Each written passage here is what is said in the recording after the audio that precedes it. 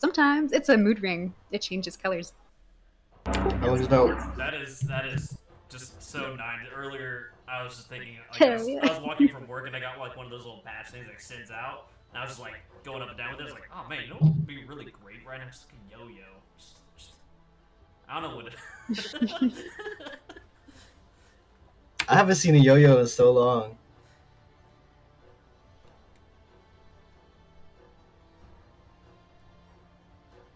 What are the Iraqi kids playing with nowadays, Max?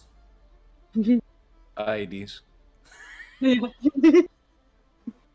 Oh, now it's rockets. Oh, that's not so bad. As long as I get Aimed the at back us. blast aimed right. It only takes You know, one time to learn. I never expected the drone culture to be so prevalent over here. Bro, But apparently everyone has a fucking drone. dude, have you seen the footage from Ukrainians using drones?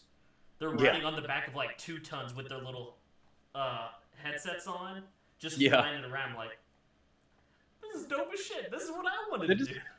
They just doing hood rat shit over there, man.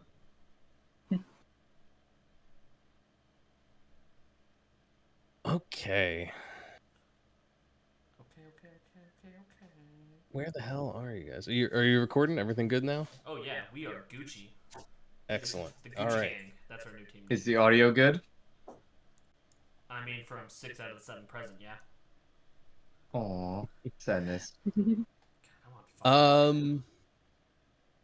So when last we left off, you were on the ride from Solmansk to Igrov, crossing some pretty wide open terrain here. As you've been heading further north and east, you've seen that the landscape has been flattening out with the horizon going ever further away as it stretches out across wide open plains. No snow here yet, but the weather is cool. There's a chill on the air as you begin to pile out of the overturned carriage to try and get an idea of what the hell is happening. Let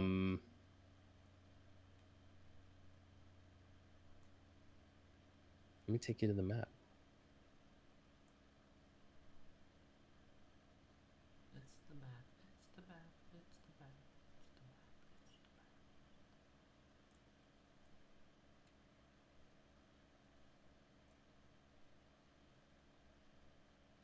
map. I got a token for Galligan, by the way.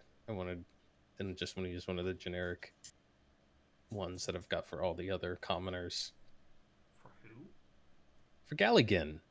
Don't you remember Galligan? What is this? Yeah, Without a the team recap, chief, the team without a chief. recap, you don't even know who your own wagon, your team, the master of the Teamsters is, your team leader. That took a while for you to come up with. I don't know what to call him. I think Head Anthony just really coachman? likes the name Teamsters. I think he's been waiting for Caravan. Yeah, you know me. I'm all about Teamsters. Caravan captain. I don't know what to call him. The guy who's been in charge of all your shit. Captain Crow.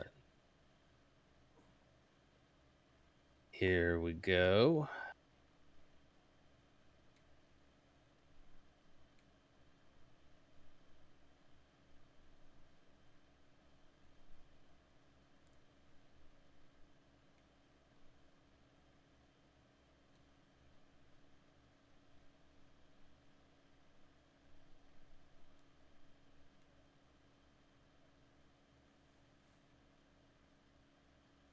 Ooh, it's so bright.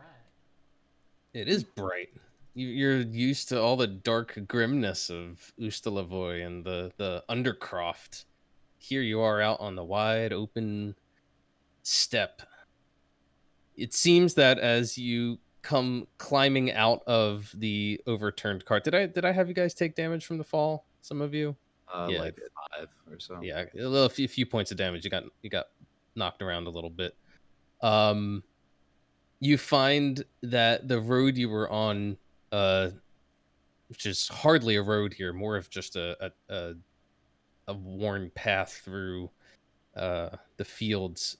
It seems that at some point there was some sort of structure up ahead of you that was sort of marking a crossroads here, but it's long crumbled into ruins with only some of the foundations and a few walls still standing, rising up, between 2 and 8 feet or so above the ground. There's a handful of trees that once have must shaded whatever this structure was, but now they're pretty much the only things remaining.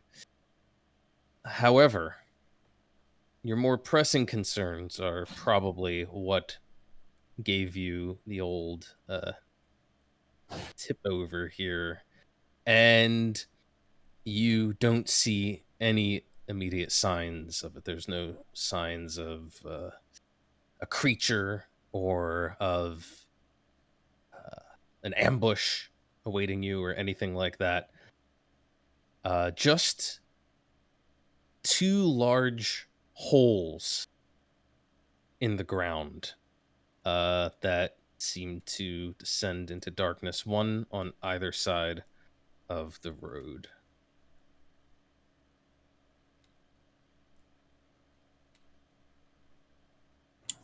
I guess as a precautionary measure, Seven's gonna activate his blade song, and he's what the hell? He's gonna cast a spell too.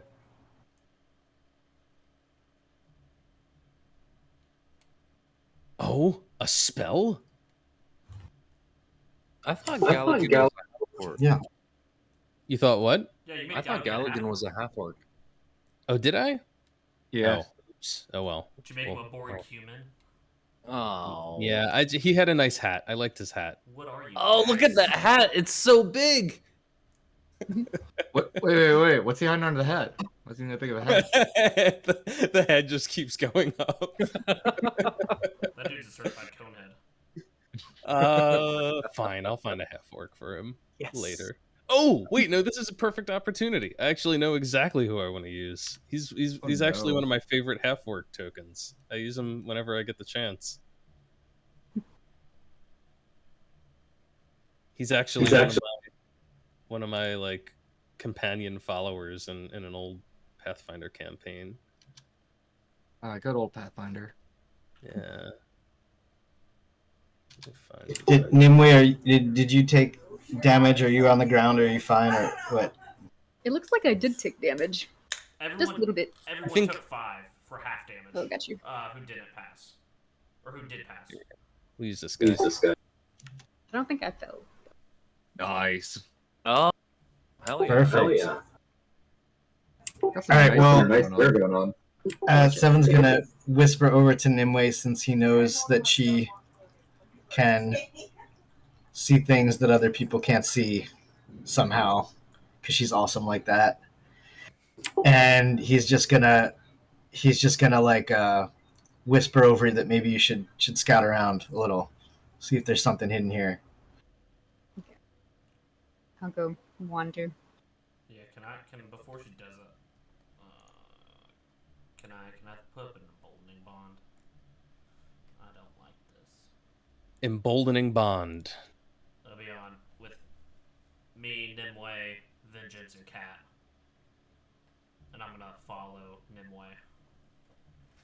And Seven's gonna walk over towards the hole on this side of the map Mm-hmm. and attempt to peer in or investigate and see what it looks like could have made this kind of hole or something. Did Yeah. we didn't hear a boom or anything, did we? I mean, you heard a crunching sound as there was a tremendous impact against the side of the wagon, the coach, and yeah, maybe I put these holes a little too far. But maybe I should put a little closer together, or more like this. But yeah, you can investigate them. go ahead and give me a check of your choice. Investigation. All right, makes sense. You inspect the hole carefully. Let's see, what would you get from investigation as opposed to like survival or nature or something like that? I guess I'm checking the dirt to see if it looks like it was recently made, or Oh yes. it looks if it was erupted, or like I guess I'm trying to figure out like Okay. yeah. Yeah. Sure.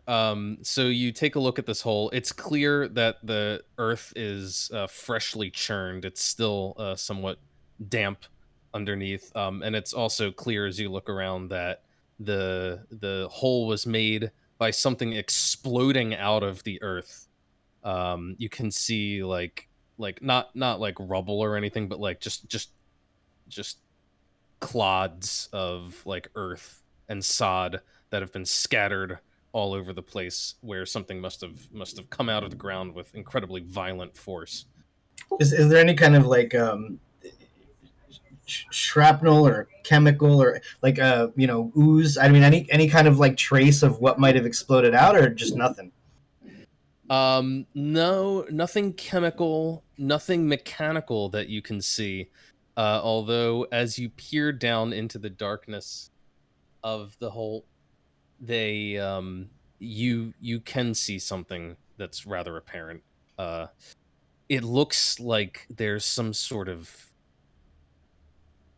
tracks, like gouges along one side of the hole. It's not a completely perfectly vertical straight into the earth hole either. It looks like something came out at an angle. In fact, you just look back over your shoulder, you would estimate the angle is just about perfect for whatever launched out of the ground to hit the ground at the spot where the other hole is behind you. Seven's gonna scream out to everyone, watch your feet, be careful of rumbling. There's something underneath us.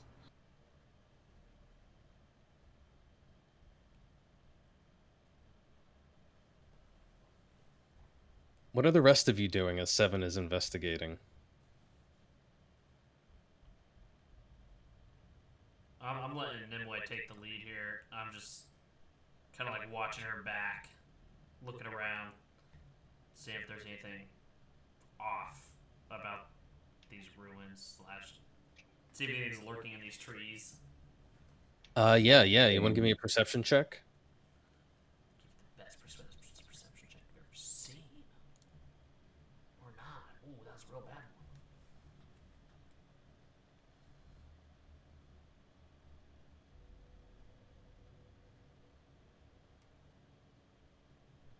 one. 13.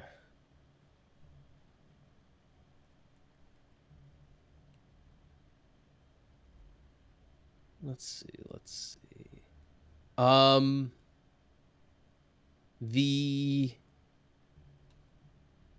ruins themselves look, I mean, you don't see anything particularly suspicious about them as you're advancing, nor anything strange about the trees. Although, as you're sort of advancing a little bit in that direction, you suddenly realize that the ground is soft underfoot. Like you don't sink into it or anything, but you feel your foot like press into the earth. You don't see anything on the surface, but it's as if almost as if the earth has been tilled or plowed or something. Although the grass is undisturbed.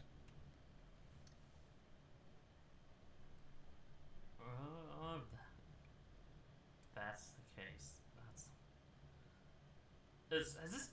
Has it been raining a lot while we've been on this ride? Like, is it known that this is like a rainier area? No, not particularly. In fact, in general, the area around here tends to be fairly dry. I mean, it's not exactly arid, but it's not as if you've been like a plains. Yeah. You haven't seen any storm clouds over the past few days. Let me put it that way. Could I try a nature check while I'm next to Seven over here, looking at this hole? Sure. I'm gonna hop into one of these trees, see if I can get any kind of better view in this place. Nope. Yeah, Vengeance. You don't have any experience with anything like this. You're not sure if this could have been what this could have been the work of. I mean, it looks naturalish to you. You would almost say it looks like a burrow of some animal, but it's far too large. Based on the creatures that have been fighting alongside the many, I think I'm not sure if Kat would know of like any stories of fake creatures around this area, but she did spend a little bit of time in the Steppe Oblast when she was younger. Mhm. Would she have potentially would a history check work and see if she heard of anything that burrows out here? Is anything big? I would say a nature check would be appropriate if you know if there's any like any wild creatures out here. Not good with nature, but I'll give it It's a go. okay, because you get a D4. Oh, Never mind. Don't even roll it. hey! I'll roll it. It's a 3. There you go. Part of me wants to give Cat advantage for being from, I mean, not exactly this region, but being from the realm and like knowing that this is not far from her. Part of me is amused by the fact that she rolled a 2. She doesn't pay attention to nature, man. She doesn't Nature. pay that much nature, man. Like who needs it? Well, Seven is suspicious of the ground, so he's gonna hop on Bastion and maybe fly up into the air a little bit. Okay. Just try to get away from the ground and maybe get like a wider view of the area. So he'll fly maybe 30 feet up. I was gonna What hop in about the tree, too, by the way. You're hopping in a tree. Give me a climb check real quick. Athletics. And meanwhile, what about Nimue? What about Safine? Yeah, I was trying to not over talk people. Seeing as everybody's getting wary and panicky around here, I think Safine would just duck out of the way and actually take time to ritually cast Pillow Party just in case. That's the best thing they could be doing with their time. Is Begin casting Pillow Party. Interesting. Okay. you can do an Ali action free right before it sets and have everybody run to me. All right. Ryland's pretty nimble getting up that tree. You're getting some elevation up about 20 feet or so. You can climb up before the tree starts getting too slender to really support yourself. Nimue. I kind of want to look into this hole with my fists raised and see if can see if they're like scratch marks from claws, or if it just looks like this is a worm type of creature. Yeah. Nature would be Yeah, a good one. I'm try.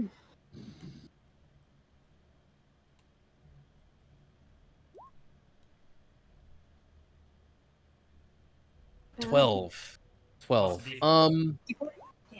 You can see some rather obvious gouges in the earth. It does look like clumps of earth have been sort of disturbed by claws. And again, as you peer down into the tunnel, you can see that it's not straight. It kind of goes down maybe about 10 feet, almost at a straight decline, at a vertical decline, but then it seems to sort of curve and level off as if something were disappearing into the earth more in this direction. In which direction? Like this way, on this side of it, as if something had traveled to the northwest. I'll make sure to tell everyone that this one looks like it's slanted towards the northwest.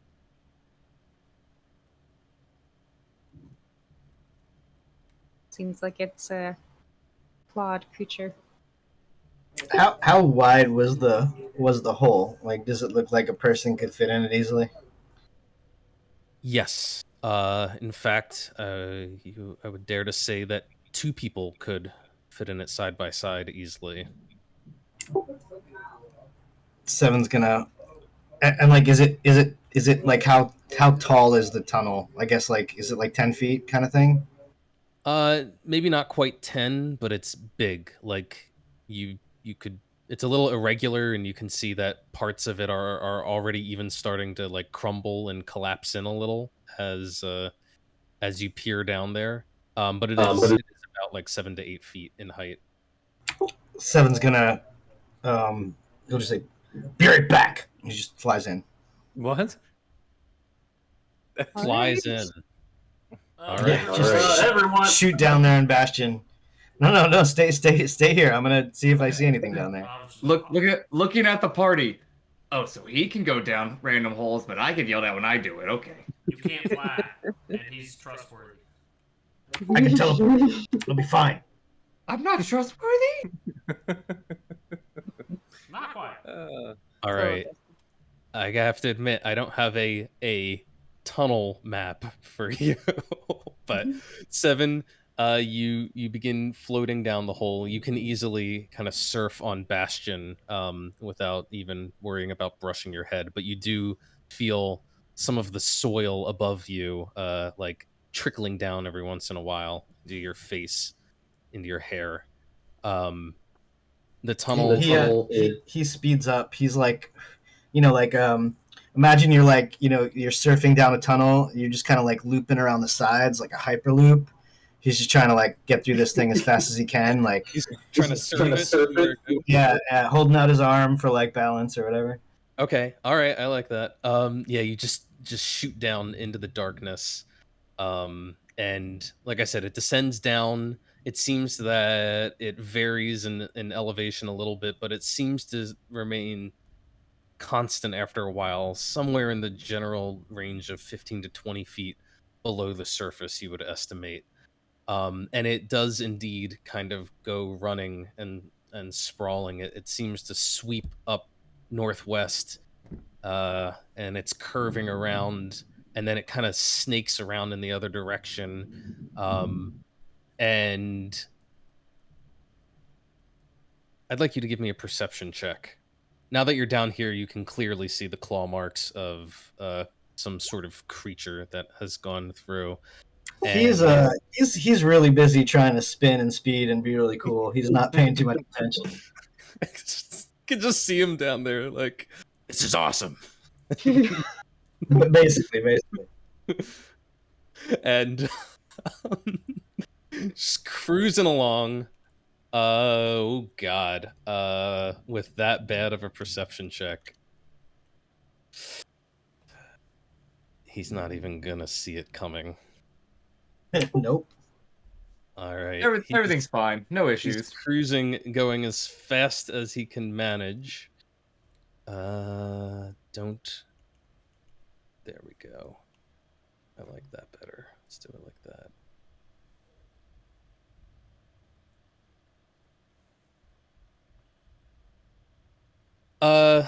7, as you're cruising along down this tunnel, trying to find the end of it, it seems to be going for quite a while. Suddenly, part of the wall to the left of you explodes and catches you in a hail of earth, but what is hiding in the hail of earth is far more terrifying.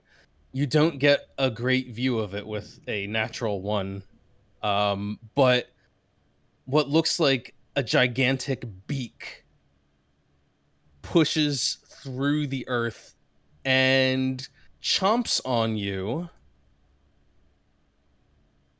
What? Excuse me? Did I put this? Let me make sure I put this in properly. Hang on. Oh fuck. He does have his metal investitude on. I do. What is your AC right now? I'll just double check. It's 23. Okay, I hit you. I can't. There's no. I can't even shield it, huh? God, you don't know it's coming. You don't even know the attack is there. All right. So technically, I'm surprised. You are surprised, unless you're incapable of being surprised somehow. I am not, sir. Okay, I know some folks are. Some people have like daggers of warning and fancy features, whatever. You do not. You take 43 points of piercing damage as whatever this is just chomps into you and then retreats back into this new side tunnel that it's formed. I'd like everybody to roll initiative.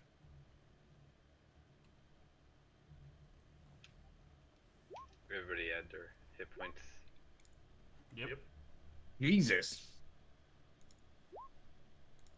7, you're underground, but you're like somewhere up here right now. Yeah, maybe more like here. You're kind of zooming and zipping around.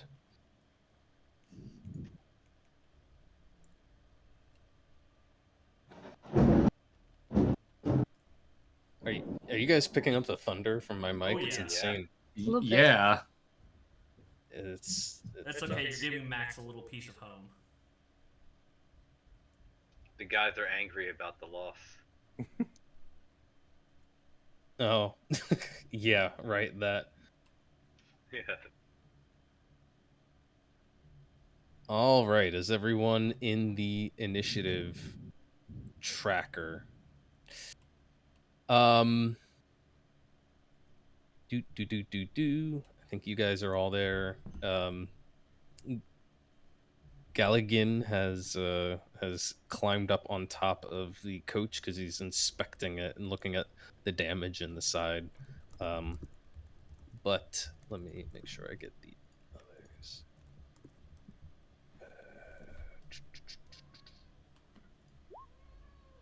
No, of course you don't. I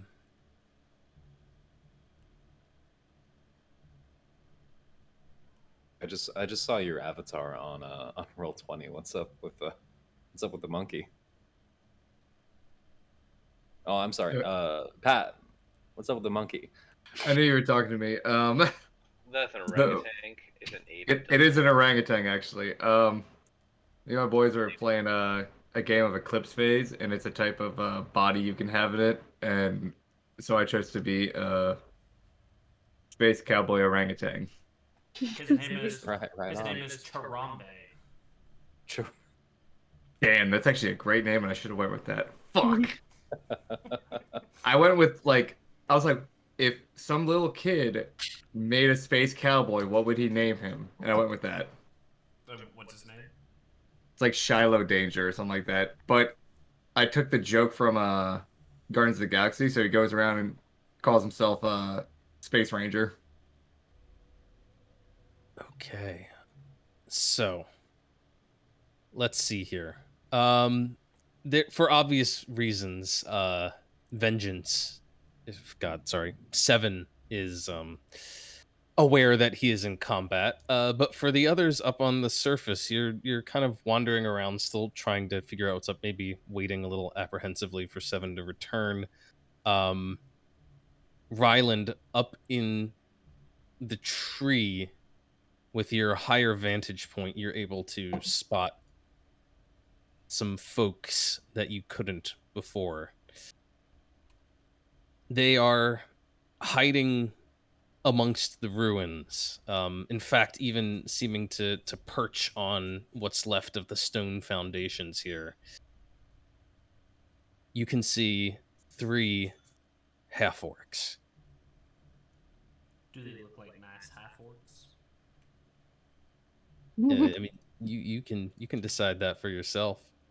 Mm. They're not as nice as the one I danced with.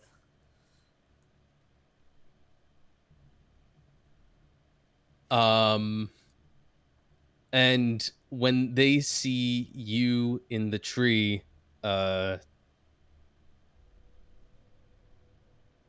they call out at first in their own native language, the language of the Togat people, as you may have picked up some, at least heard it before when you were in Pravi.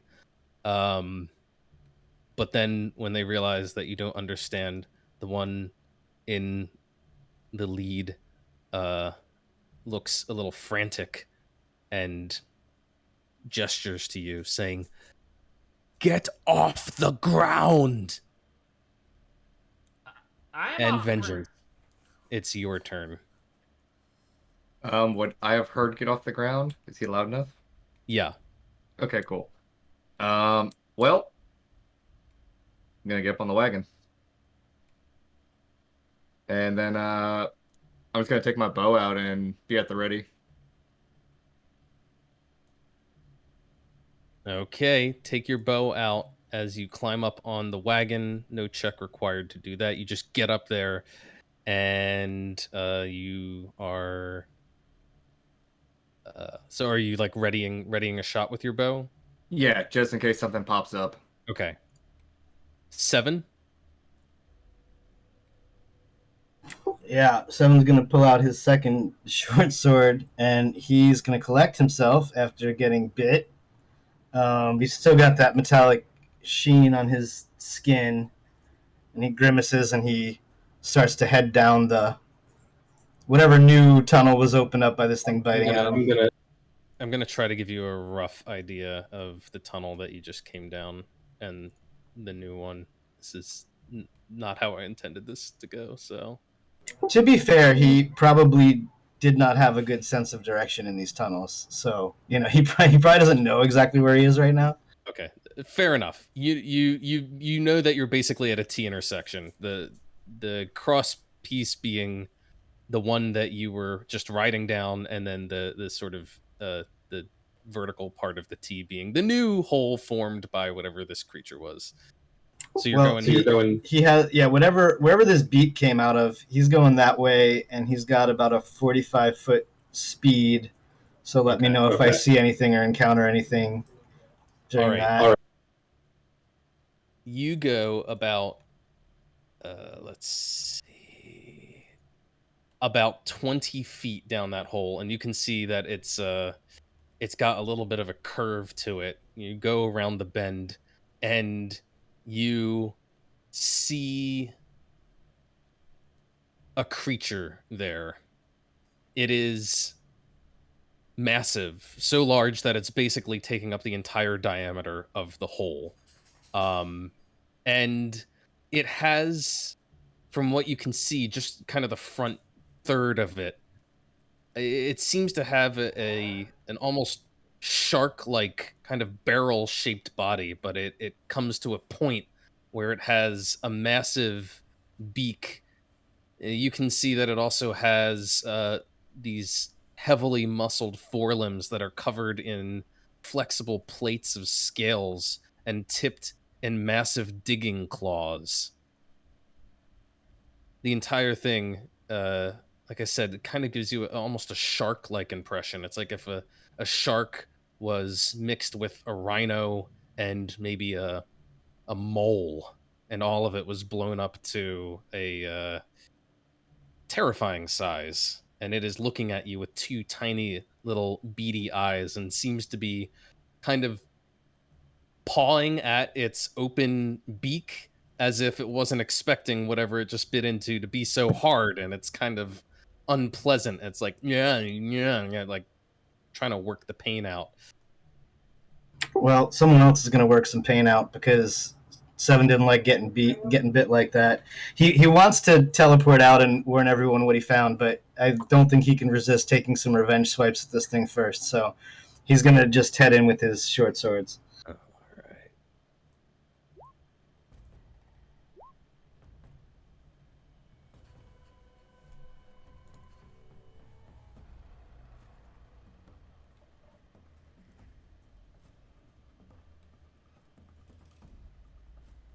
A series of swings from Seven. Is that an 11, a 24, and a 28? Appears to be so. Okay. The 11 obviously is not going to get through this thing's thick hide. However, the 24 and the 28 are incredibly precise attacks that find gaps in its thick plating and jab home for a total of... You're also dealing force damage right now? Yeah, because of the spell I cast. Got it. Yeah. I hit a little harder. You hit quite a bit harder. So that's a total of 23 and 22 for what? 55? 45. 45. I can do math.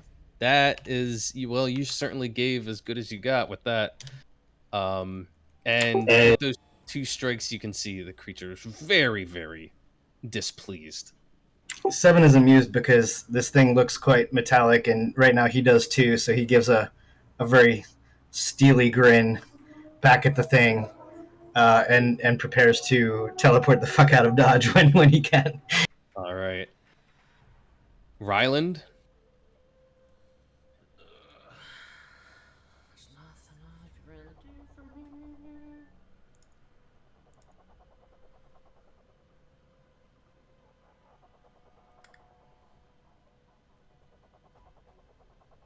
Yeah, I guess I'm just gonna hold here. Take the dodge action. I'll take the dodge action. You hold in the tree, taking the dodge action in case something comes for you in a tree. All right.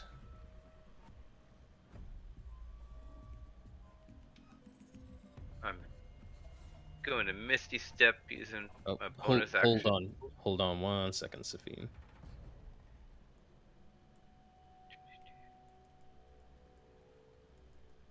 Because the creature that 7 is tangling with is actually up right now.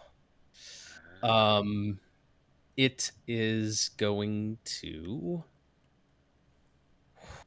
I don't know. I mean, it hit hard, but it also got kind of lucky on that first one. I mean, it had advantage. And it's pretty dissuaded from what 7 just did to it. So it is going to disengage as it kind of backs defensively up a few feet from you, and then turns its snout and plows a fresh tunnel into the earth and begins fleeing you at an incredibly rapid pace. It's quickly out of sight as it goes around a corner and burrows away. It also inflates 7's ego quite a bit. Yeah, it's out of sight. It didn't like the beating that you just gave it. But unfortunately, it seems that it's not alone. Let's see. Safine is standing in this field, eyeing up potential spots possibly to teleport to. Zombies gathered around. Merlin standing not far away, when you feel a rumbling in the earth.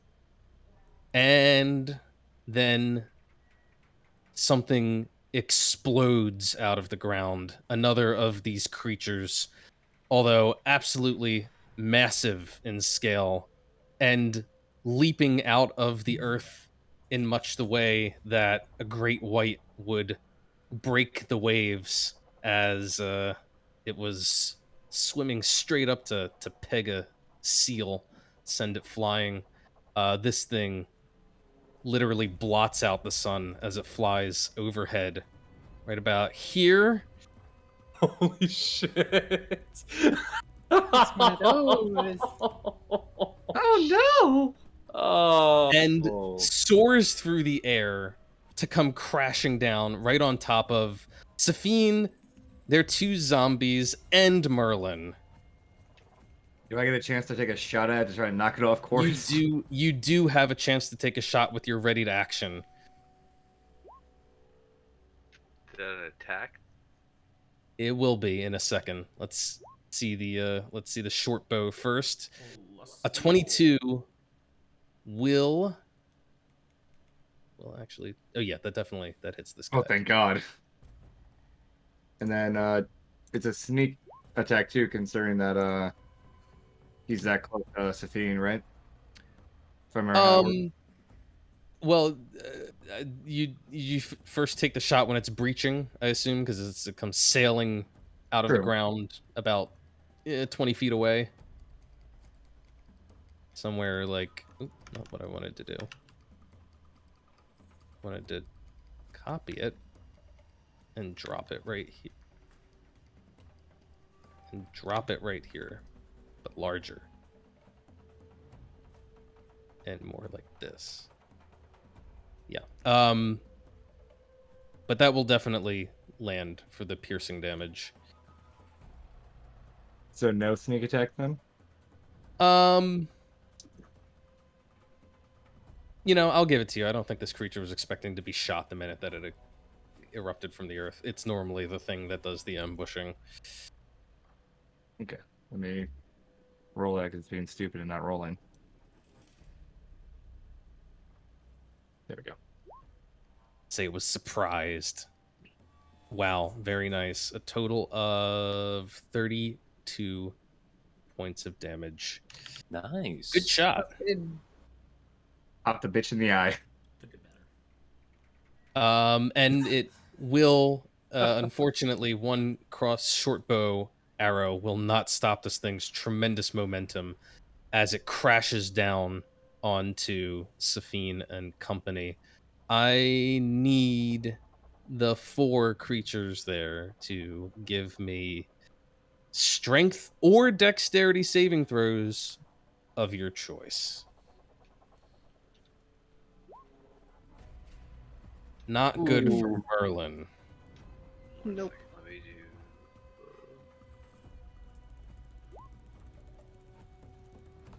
And zombies are below, but let me go find the page for them.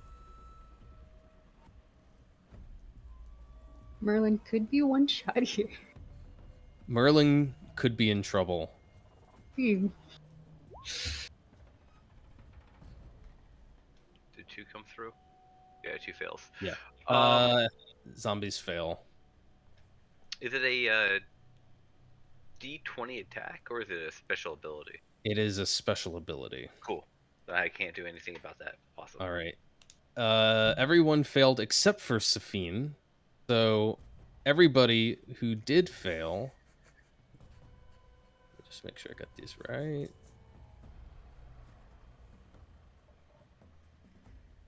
Once again, I find myself double checking the stat block. Okay, good. I'm glad that is incorrect. Because that would be incredibly deadly, and I don't think it's supposed to be that deadly. There we go. All right. Everyone who fails will take all of this damage, and everyone who succeeds will take half. We'll start with the bludgeoning.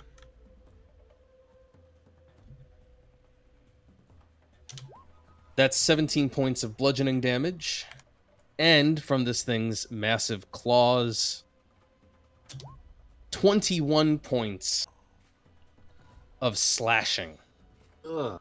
You half each of those. And all of you who failed, I assume the zombies are dead. Yep. But anyone who failed is prone in this creature's space. Safine, you instead just get shunted to the side over here. Sure thing. Oh, Merlin. I know.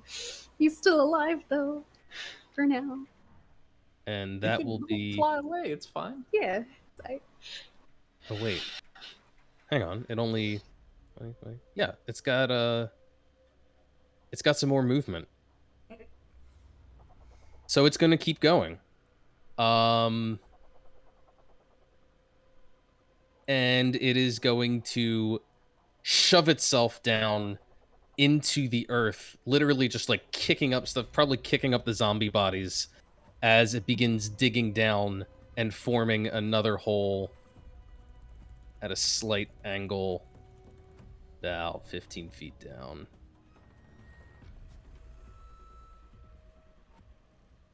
Just deep enough for it to be completely within the earth, but no further. Merlin, I don't know, Merlin's gonna get caught up in all of that. He might go tumbling along with this thing into the hole. Ooh. Who's next? Safine. Not quite yet. Hang on, Safine. I'm sorry. Oh my god. Ryland, you can see a tremble in the earth coming from the north, coming your way, and you watch as it passes right between the two trees, the one that you're in and the one to the north of you, and suddenly a smaller of these creatures erupts from the ground, flying straight towards Cat. Oh, Suka. Good thing Cat stayed within 30 feet of people, so she could use that emboldening bond. That sure is good. So glad for you, Cat. Man. Cat, I need you to give me your choice of strength or dexterity as this thing leaps and lands on top of you. I finally have a strength saving throw. Okay, very good. You're going to take half the damage and be pushed to the side instead of knocked prone under its feet. Right. So you'll just get shunted this way a little bit. Actually, let's go with that. That looks more perilous, right next to the big hole. Nice. And you're going to take half of the following damage. Not quite as bad since this one is smaller. Lay it on me. He did, literally. 11 points of bludgeoning halved and 13 points of slashing halved. Okay.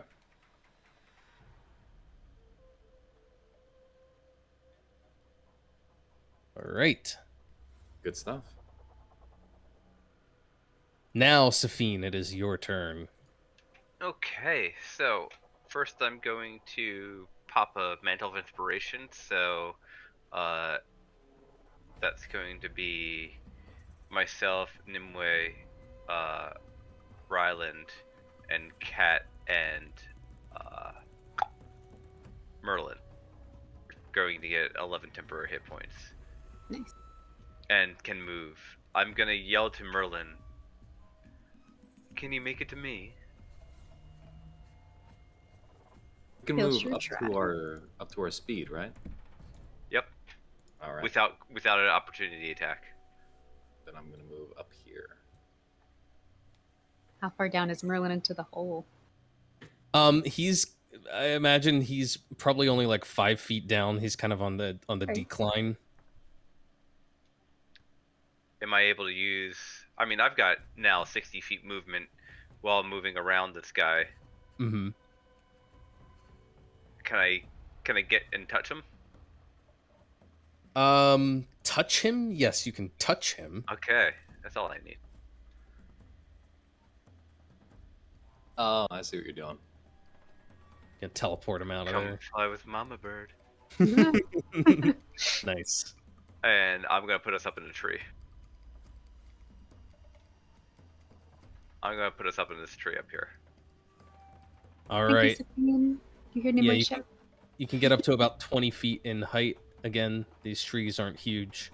I am going to ask for a dexterity saving throw from Merlin. Safine maybe planned this all out, but Merlin just went from prone in a hole to needing to cling to a tree branch. So let's see if he's able to hang on.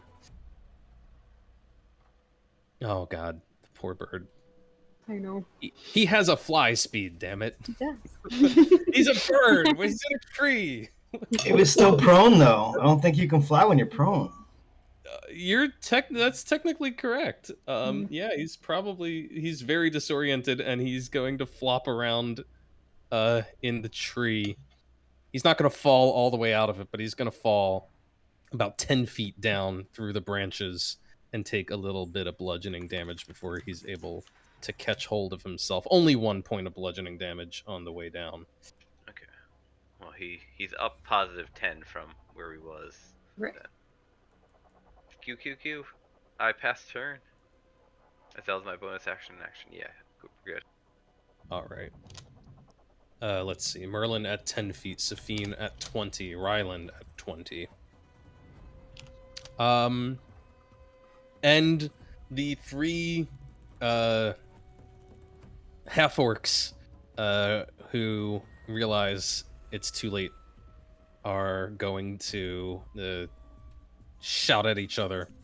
You can hear a little bit of argument back and forth. It seems that Safine, especially since you're closest, you can see these two seem to be arguing with this guy over here, or at least there's some sort of heated debate. And then this one is going to carefully hop down off of his little bit of stone wall there and begin trying to make his way along to here. Gonna give him a quick dex check. He doesn't have acrobatics. Oh, that wasn't great. Yeah, he's trying to be careful, but you can see that he loses his footing. Some of the old stonework crumbles away and he falls to the ground. He's going to take a little damage. Once again, just 1 point. Before he picks himself up, gets in position, and he's going to take a shot with his bow. Which unfortunately just glances off of the hide of this creature beside Cat. The other one is going to try and keep her slightly elevated position up on the ruins and also shoot with the bow. Ooh, much better shot. She manages to plunk an arrow in through the thing's hide for 6 points of damage. The third half-orc in the back does not take a shot at anything. Nimue, you're up. I think that I'm going to run up into the tree with Ryland at 55 movement speed. All right, I will ask you for an athletics check as well. Okay.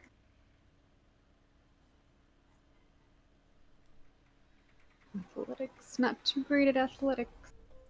Could I make a case for acrobatics? If you can tell me how you acrobatically scale a tree, sure. Almost like a circus performer, like nimbly glancing off of branches and hopping up. Nimbly moving from branch to branch. I can see her like reaching up, grabbing one of them, doing a little like spin off of it to get some more elevation. Sure, give me an acrobatics check to climb.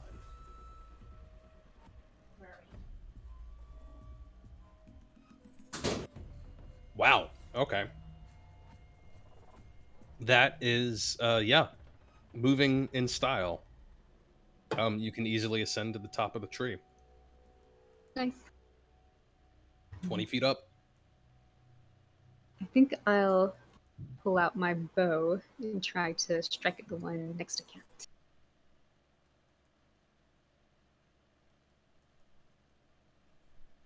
Longbow. Not too bad. Plus D4. Okay.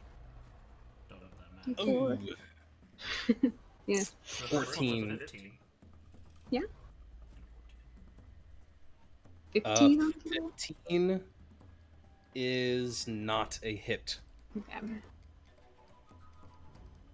2 arrow shots into the ground. That's the end of my turn. All right.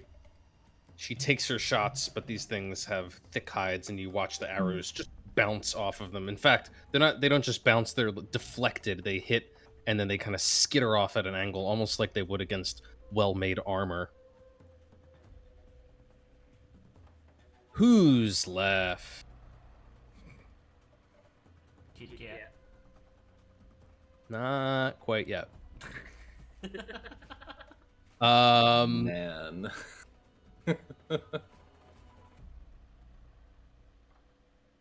you can see something moving through the ground to the southeast, somewhere in this general vicinity. You can kind of see this like ripple moving through the earth as something is shifting and coming your way, but nothing surfaces this round.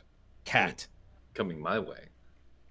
It looks like it's like almost like tracing an arc around you, but by the end of the round, it seems like it's somewhere in this vicinity. Not seeing your ping. Oh, it's in If the you are wrong- pinging, Yeah. It's moving kind Oh. of like this. does it look large? Well, it's a ripple in the earth. All right, never mind. Okay. Well, I have this big land shark in front of me, so I'm going to hit it 3 times because that's freaky as fuck.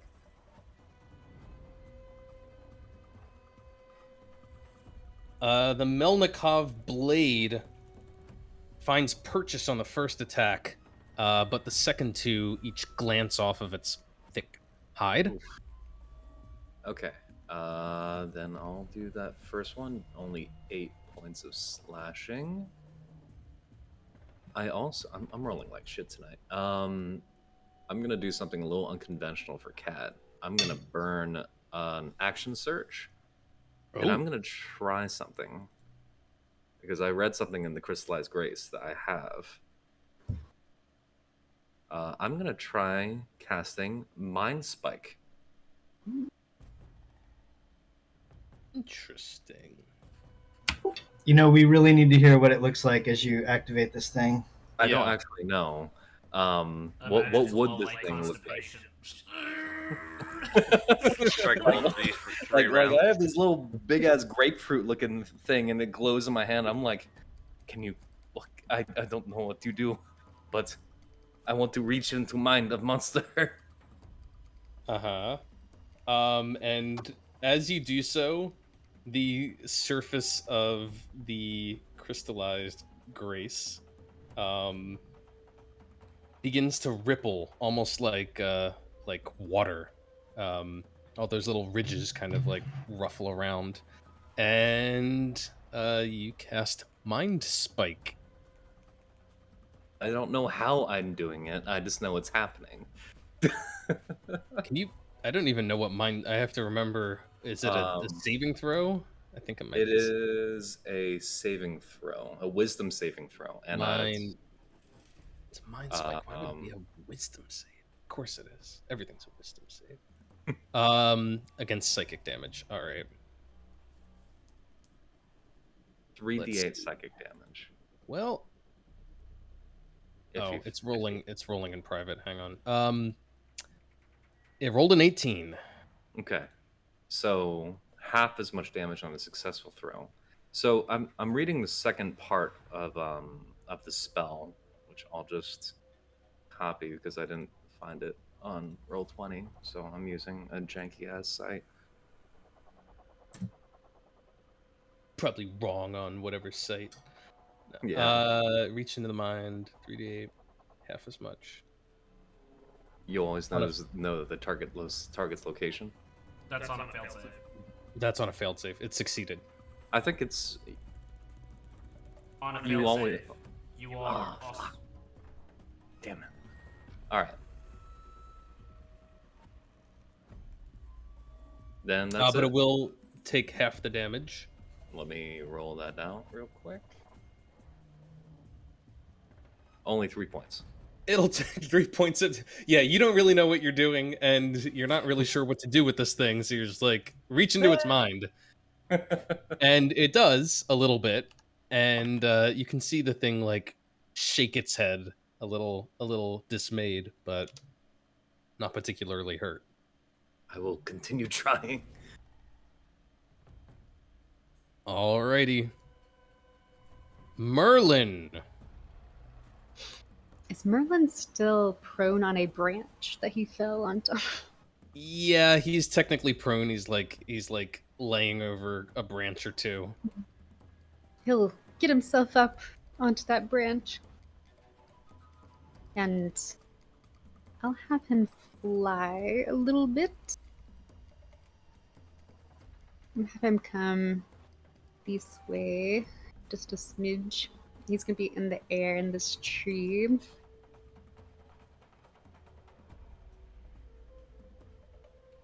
What's his Great, have a elevation? good- He's I guess he's just like kind of hovering. Oh, Maybe okay. 5 feet. 5 feet above the tree? Mhm. Okay, Yeah. so he's at like 25 total.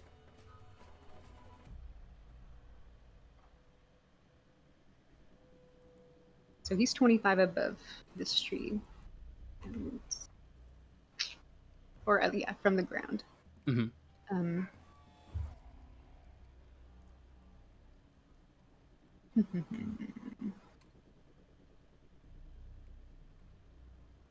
I wanted to get him close enough to do a thing. He needs to be 30 feet away. So if he's off the ground.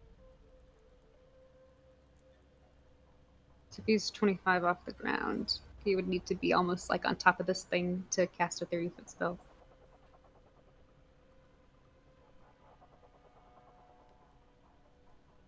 Mm, 15, 5, 10. I think I could get close enough. Instead, I will have him just do some damage.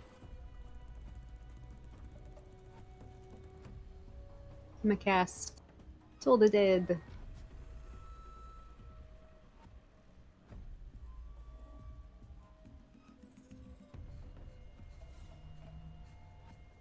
Toll the Dead. All right. Another wisdom save for the same critter. Not so lucky this time. Do 1d12. 8. I know the spell does more damage the higher level. I don't know how that works with the side. It sure does. He I should think it have he should have cantrip progression, Mhm. I believe, as a sidekick. And he'll do 18 necrotic damage with his Toll the Dead. Very nice.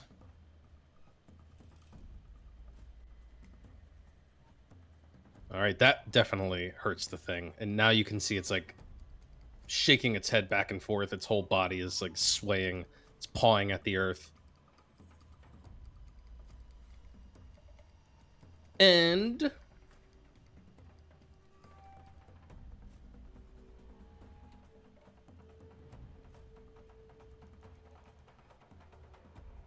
Ryland, Nimue. My bad. 1 second there, Vengeance. I didn't You mean to can move. see- That's all good. You can see the earth rippling again to the north of you. It's rippling your way. Vengeance. So the large one next to the cart is actually underground, correct? Yeah. It's 15 feet down, which means like its back is basically on a level with the ground. Gotcha. I'll move here on the cart and then pop an arrow at this guy. All right.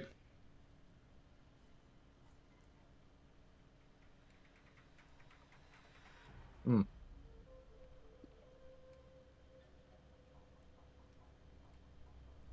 That will not hit as the arrow is deflected. Well, shit. Nothing I can really do, so I'm just gonna end my turn there. Wait, he gets a D4 to that. Wait, no, he doesn't. He's too far away from us. JK. I thought he was Sphene. Well, unless you casted it on this guy too, No, I but did not. Why would I waste that on a Teamster? this man's just freaking out in the cart right now, like. Yeah. And even though they're not on the map, all the other members of your little caravan are all freaking out behind you too. The other wagon with the prisoners in it, the various servants, so on and so forth. But okay, Vengeance takes his shot, misses. Safine, or Seven. I'm missing up all these S names. 7. I suppose 7 is too far from the action there that he's not really hearing battle taking place above or explosions coming from. Like, does he have any awareness that there might be combat going on with the rest of the group? You can probably feel the vibrations in the earth from these things moving around you a little bit. Enough for you to realize that there's more than just the one that you were fighting, but not enough to know like exactly what's happening.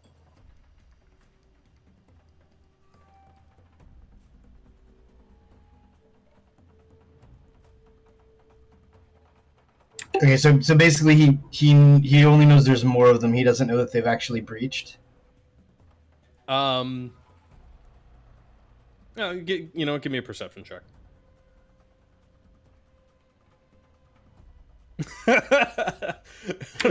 Why do I bother asking, Anthony? He knows there's more of them. That's all he's got right now.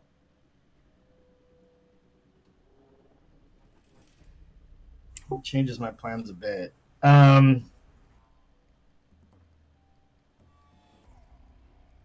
The one that fled from him, like, how fast was it moving? Does he think he could catch sight of it again, or does it look like it's moving faster than he could go? It is moving. I would say you got a sense that it can burrow at a speed of about 40 feet. So you could catch it, but it is pretty quick.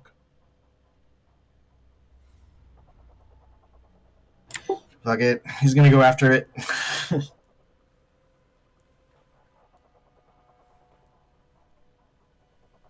He's if there's more of them, he's hoping at least he can take this one out, maybe.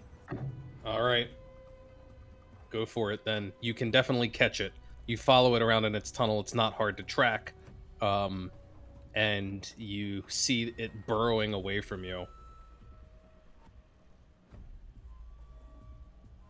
He charges up to it, and his voice has a sort of metallic, echoey tint to it.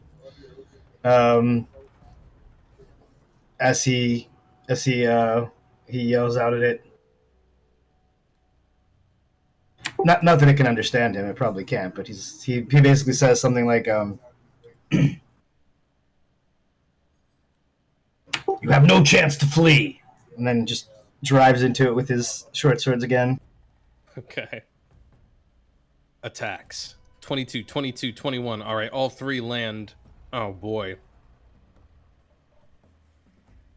So that's 26 on the first hit.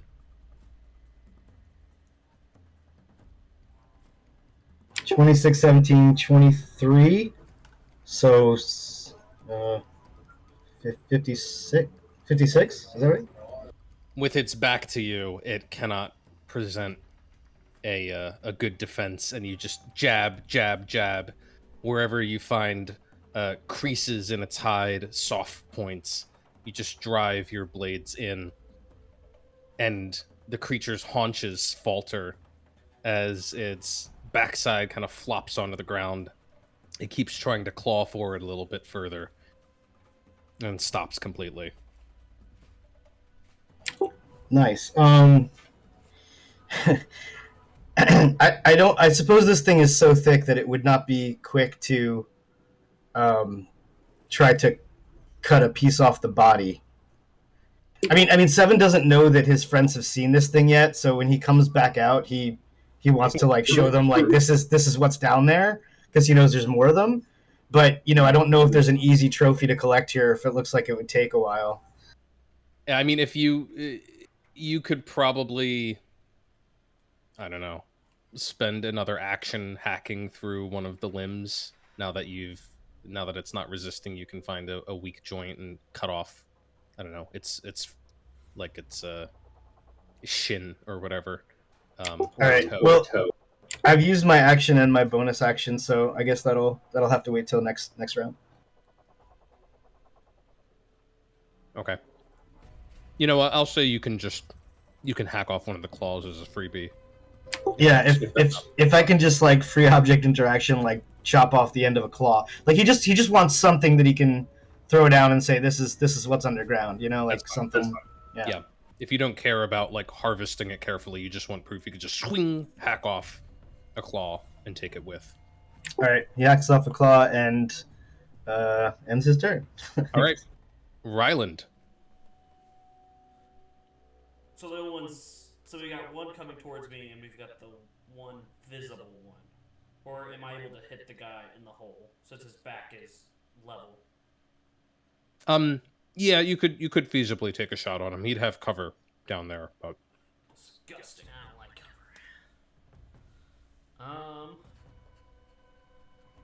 Okay. Then I'm going to just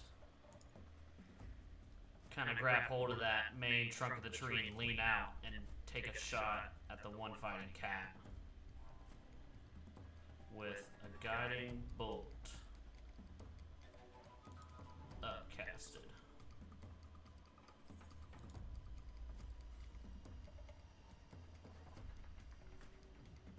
that is a hit. Nice.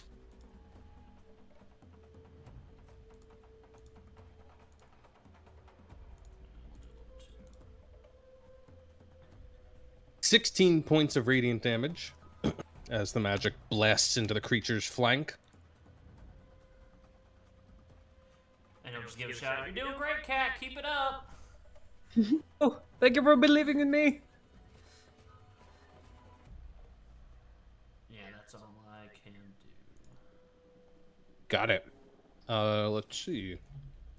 Well, this one's dead. So this one is up. Let's see where you are. Oh, the big one. It continues to burrow, now going fully underground.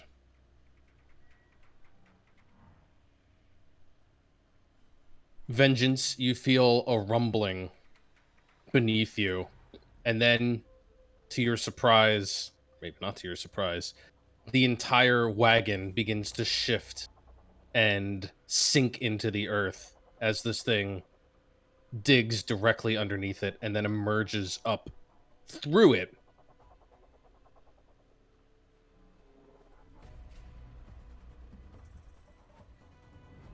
Holy shit.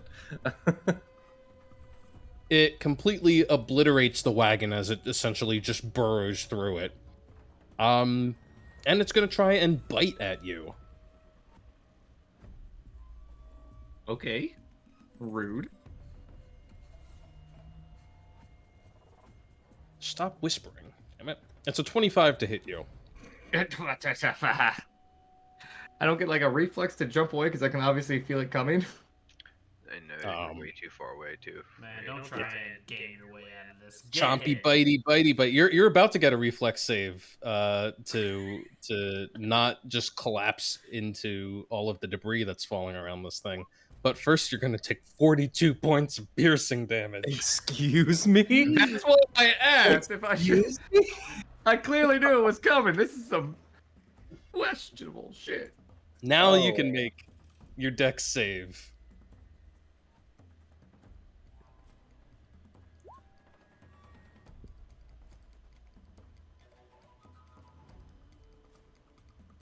All right, that is enough for you to get out of there wounded, but not just get caught in all of the debris here, and make it to the side, not prone, just standing on the ground beside the remains of the cart. Now that I've pulled out my favorite token for Gallic, let's see if he has any luck or if he's just going to get trampled.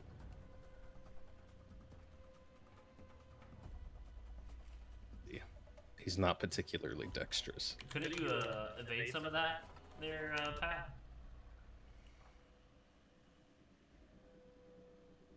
That's a great question. It was an attack roll, so... Uncanny dodge? Yeah, that's what I mean. Mr. Galligan is I can. prone in this Cool. creature's area, but he is not dead. He did take a little damage from tumbling around off of the wagon. Oh, all of that. Yikes. Not good for him. Good reminder, Kev. Thank you. Dumpty.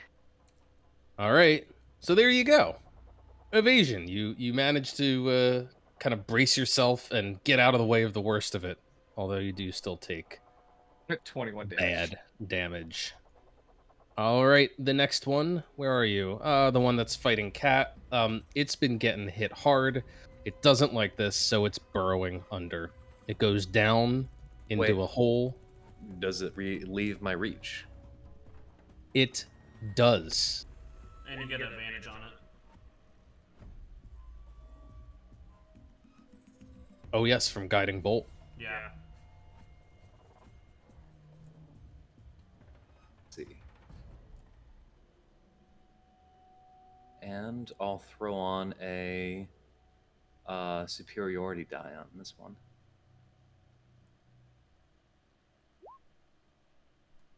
Just to make sure I hit. There we go. Oh, that will hit. All right. And its speed should be going down to 0. I am rolling like shit tonight. 8 What is points of happening? slashing, and you keep it right where it's at.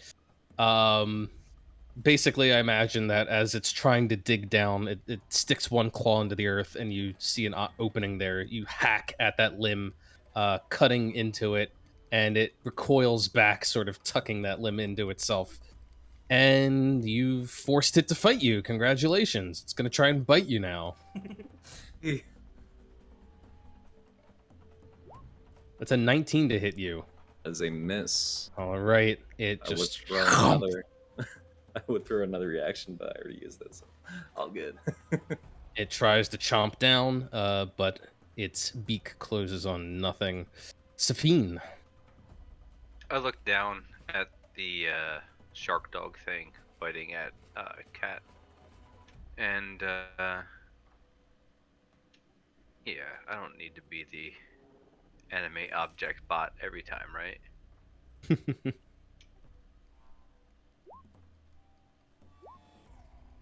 Pew pew pew pew.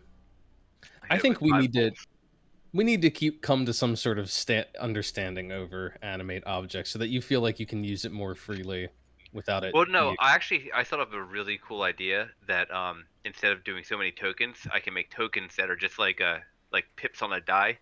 So it's like 5, and then break it down to 4, and I'll just keep it on paper, and that way it doesn't Okay. clutter the whole friggin' thing. But I hit it with all of that, and then bonus action. I don't think I got one.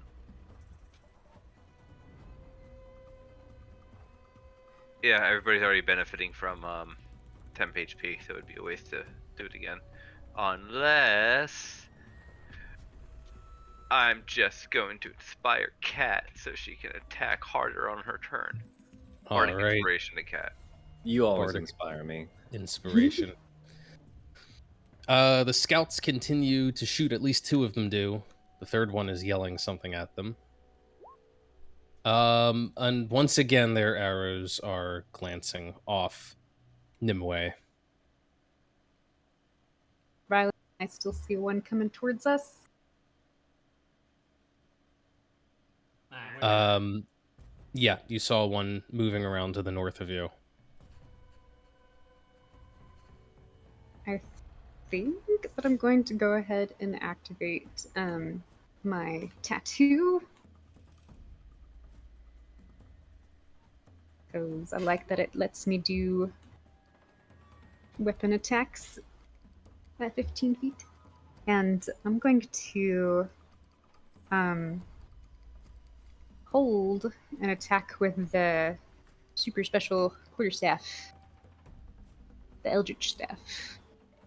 If that thing leaps into the air at us and tries to Okay. use. Or attacks the tree. All right. See. Vengeance. Hate to be the bearer of bad news, but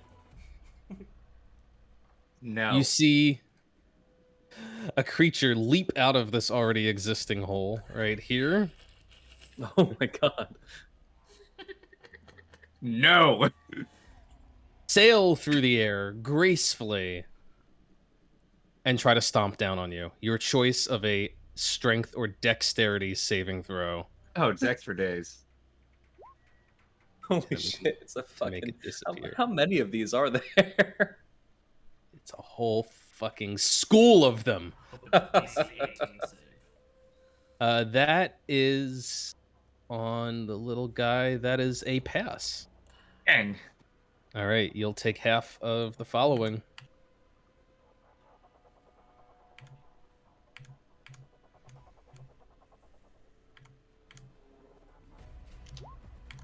Half of that bludgeoning damage and half of that slashing damage from its claws. So 8 bludgeoning and 8 slashing at the end of the day.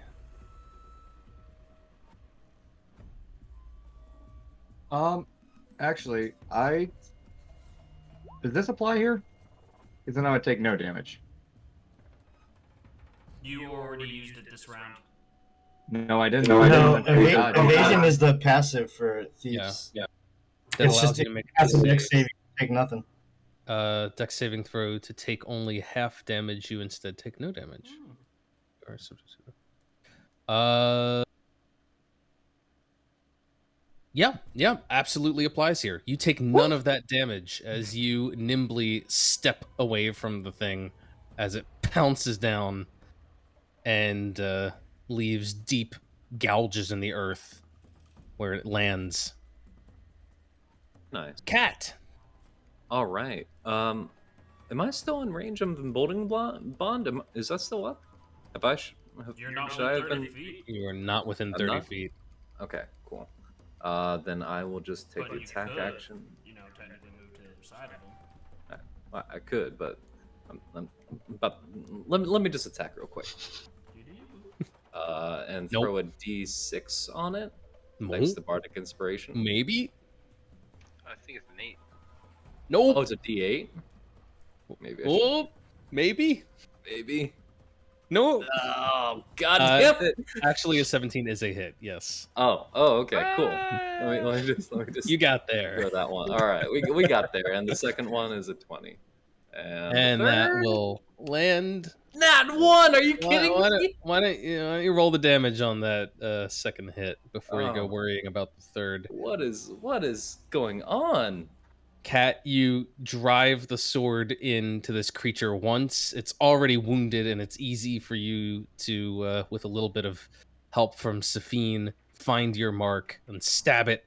And then, as it recoils back, it momentarily rears away from you, exposing a softer underbelly, and you slice right on through. That is the creature's final fatal mistake. Nice jump. I'm gonna wrong just anyway. fucking drop my It's actually a sword. And then you stab your own foot. I don't know. You This is- technically don't it's- even need that third attack. Yeah, let's just pretend that this didn't happen. Move on. The But blood now- from the thing's stomach just wets the blade and it slips out of your hand. But now that it's dead, I can use my movement. And I'm not sure if I want to go running across around these holes to go help Vengeance. Seems like a very bad idea, but I'm going to do it anyway. Help with vengeance.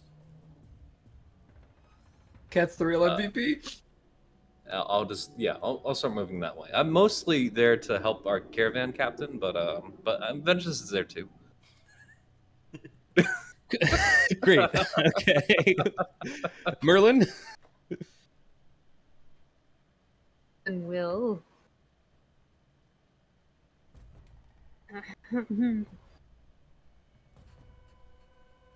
I'm going to have Merlin fly down, measure something. I'm thinking about a thing that I haven't used.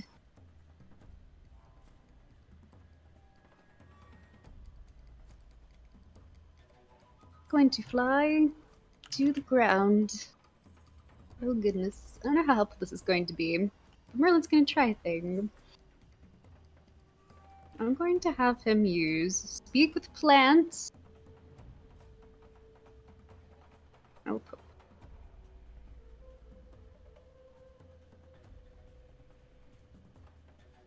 plants within 30 feet of you. I would like to ask this tree if it could use its roots to help us block up some holes. Which tree? Maybe the tree that Merlin was just in.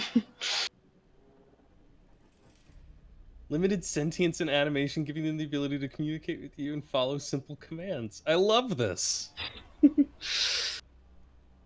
So you basically ask it to like spread its roots and like help protect. See if it can make some sort of barring at least to slow it down a little bit. Interesting. I love that. Let's see. So Merlin says this, and excuse me, Mr. Tree. Oh, the spirit of the tree, would you be so kind as to lend your aid against these creatures? We could really use the help. And the tree obliges, since he asked so politely. And you can actually see like the roots like thickening and spreading out along the surface, and will basically create a no-go zone around the tree. Let's see here. So smart, Merlin. Nice. Let's see here. Let's make it like maybe like 10 feet out from the tree in every direction. Yeah, the roots like a little bit bigger. Come on. Yeah, the roots spread out and just thicken to like shield that entire area. Nice. And since I understand better now, and he didn't actually need to fly downwards or anything to do that, I'll have him stay in the up his 25 Hovering. feet that he was. All right, yeah. still hovering up there. Okay.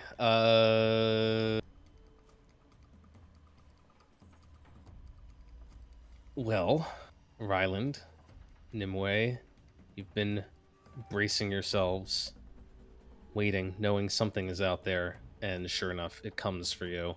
The creature leaps out of the ground right about here.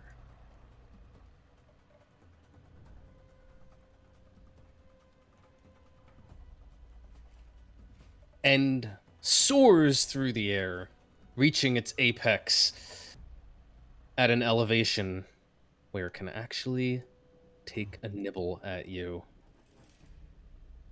It's the bulk of its body is like just below your feet, but it's able to reach up into your squares.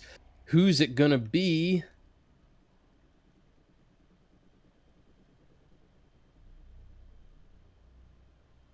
I want to smack him as he jumps at somebody. Let's see. I held action. Yeah, if he jumps up, he has to come down, right? He sure does. 2 points. No, not 2 points. Sorry. That was Ryland. It's Ryland. It's going to try and take the bite against you, but it is also going to be plowing right through the trunk of the tree up here. So we're gonna have a little bit of things to deal with. First, the bite attack. And Ryland, you said you had a ready to action, right? If it came in reach, is that? I have one. No, Oh, Nimue has one. I just said it. Would it be an attack of opportunity because if he comes up, he has to go down. You know. Oh, I think you guys are about to have more to worry about than attacks of opportunity. Fair enough. But But Nimue, you can get the attack in since you were ready for it. So let's see that. Eldritch Staff. Let's look at a D4. Yeah. Awesome. It's not quite a hit. You're swinging right at the thing, but it impacts the upper branches of the tree and causes the whole thing to sway. Your strike goes wide as it is trying to bite Ryland. It's a natural 20. Damn. Mm, Wait, Oh dear. about them legs. about that, if I'm in 60 feet, I can silvery barbs that. You sure can, and you probably should. And I'm gonna give it to Ryland as well. All right. The advantage on whatever roll he needs it on. And sure enough, it's turned into a 9 to hit. Beautiful. Broken mechanics. Yeah. Hey, you did one shot 2 zombies. Oh, yeah, you're right. I sure got those zombies. Hey, that's I know. what It's like your though. favorite thing. No, okay. It misses, but it does crash right through the top of the tree, splintering off the highest branches. I'm going to need dexterity saving throws from both Ryland and Nimue. Plus a D4. Very good. These are our two most dexterous characters, of course. Oh, but unfortunately, Nimue just fails. Yeah. This thing crashes through the treetop, leaving little in its wake. Ryland, you are deft enough to drop to a lower branch off to the side over here and not get caught up in it. You're only about 10 feet off the ground now. Nimue, however, was not so lucky, and she is going to move and plummet 20 feet to the ground. Yeah, do you have anything about falling? I sure do. Thanks for reminding me. I have a slow fall type of thing. I was like, there's a reason why I didn't pick the monk for the advantage roll. Oh, nice. Okay, so you can slow your fall. You're gonna go all the way down to the ground, but you don't take any damage and you land on your feet. Very nice. Excuse me. I imagine that like even as she's falling, she's like bracing with her feet or her arms against the branches as she goes down, and it just slows her enough to come to a nice gentle landing here. The creature is going to continue on its trajectory. And Ryland, since you have your reaction still and you're in a position to do something, you can take an opportunity attack. Ooh.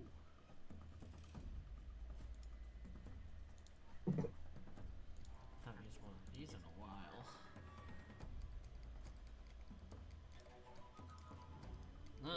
Maybe I shouldn't have done that. Oh, Hey, no. Ryland! Not everybody It likes was it was a little too much trying to get a hit in, even with all of the dodging. And it's gonna cost you too much flourish. You drop your weapon, and I need you to make a dexterity saving throw. Plus D4. All right, that is a pass. So you don't at least smack yourself with the weapon on the way down, but it does fall to the ground 10 feet below you. And the creature has basically obliterated this tree. It's only about 10 feet high now, what's left of it, and it has plowed back into the ground.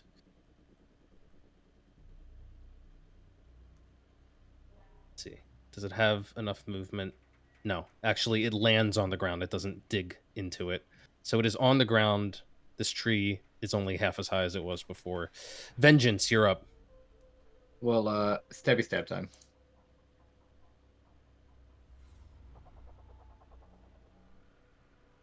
Boom and boom. Both of And this those will be- land.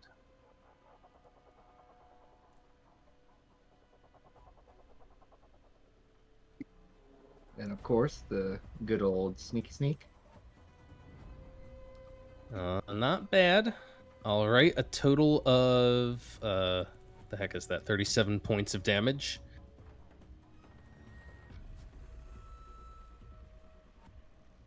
And then I'm gonna use my bonus action to disinfect engage. And back the fuck up a little bit. Are you going As- back? Oh no. Not all the way, just enough. You find a weak point underneath its arm. You stab in. It screeches, and you back off. Top of the round, 7. So I'm sure I don't see any exits from the tunnel system here. It's just underground, and I don't really know how far I am from the surface. Seven's gonna drop the spell he's concentrating on, which means I need to make a con save or get exhausted. Oh no. But I pass, so no exhaustion. What is that spell from? Is that a Fizzband spell or something? I have no idea. I think it might be Tasha's. I don't know. What is it again? Well, I've renamed it. I know. Let me see if I can figure out what its original. What was it called? It was.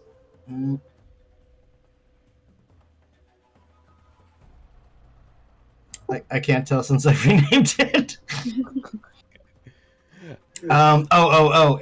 Tensor's transformation, I think. Okay.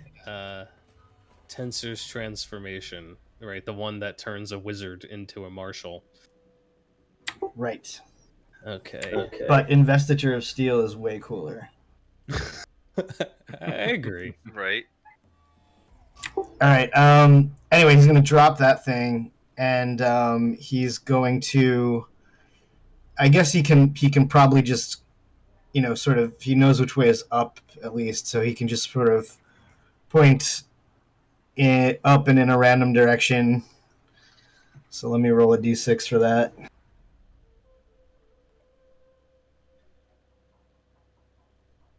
Okay, so he points up and to the north, and he is going to cast the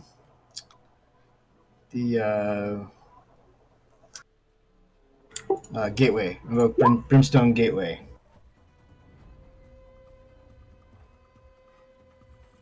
Oh, sorry, 1d6. I guess 6 works out to the north. Doesn't really matter. Anyway, yeah, he's gonna take a gateway up like 80 feet.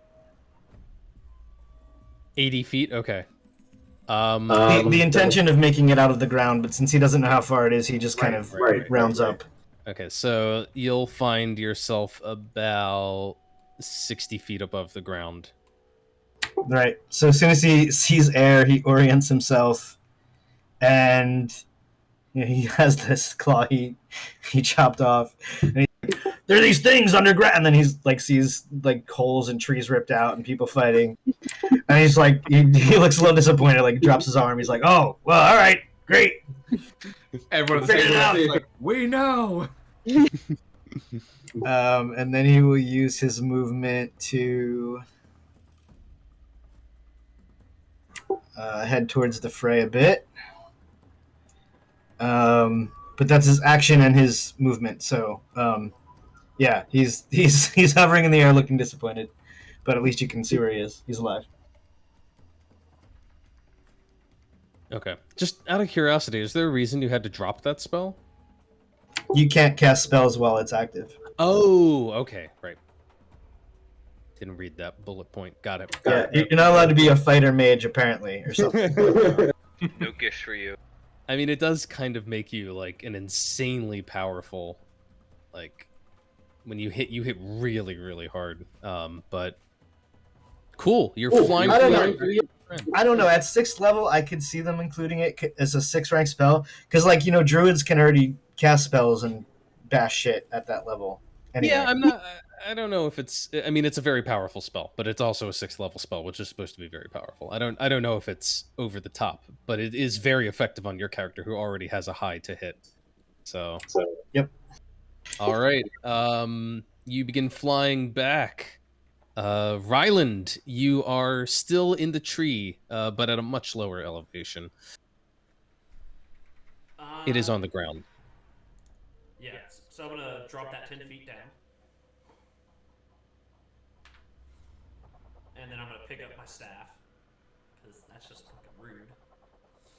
I'm gonna reach out and touch this guy with a little bit of inflict wounds at an upcaster level. Ooh. Let's see it. Nah.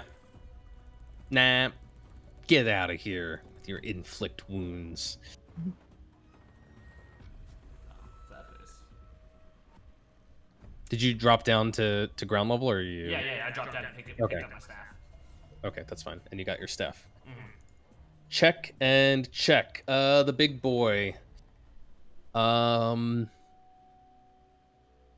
Is he really gonna waste his time with Galligan?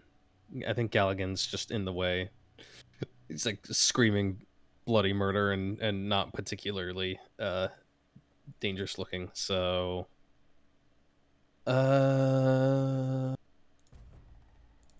shall we jump? No, but if we jump, then Vengeance is actually quite hard to hit. Because Endgame. let's see. How smart is this creature? It did watch Vengeance fighting for a little bit. Does it realize he's too nimble? It's not that smart. All right, it's going to leap into the air and try to stomp Vengeance, because that's what it does. It stomps things. Poor Galligan goes flying. And it goes to smash down right over here, but you easily step out of the way, and thanks to your evasion, you take no damage. Once again. Who's not dead? This one's dead. Safine. Okay, so there's a lot going on here. Yeah. Let's throw a bag of teeth at him. And we cast an animate object.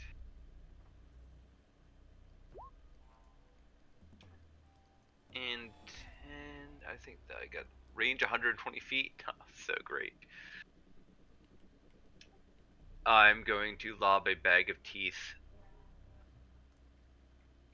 Actually, no, I guess I can't do that, right? Because I can only, that doesn't make me able to throw a bag of teeth 120 feet magically.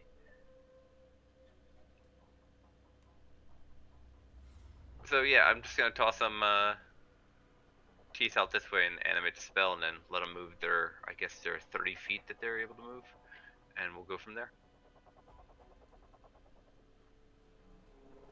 Okay. What are you... Oh, you're going to the nearer one? Okay. Yeah, that's fine. Because they'll actually be able to reach him and hit him. And I believe... Let me just bring up the character sheet. Okay. I think it's just easier to do. Roll.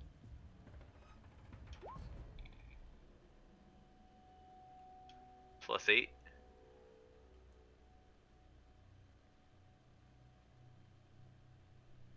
Right, so the first two are going to miss. The last three will all hit. And...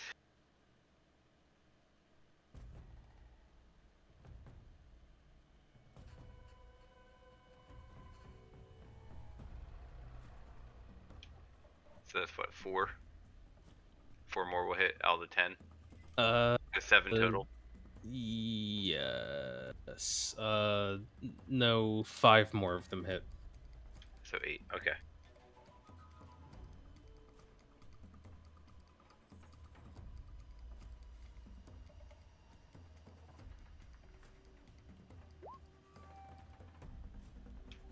Plus what, 4 to 32.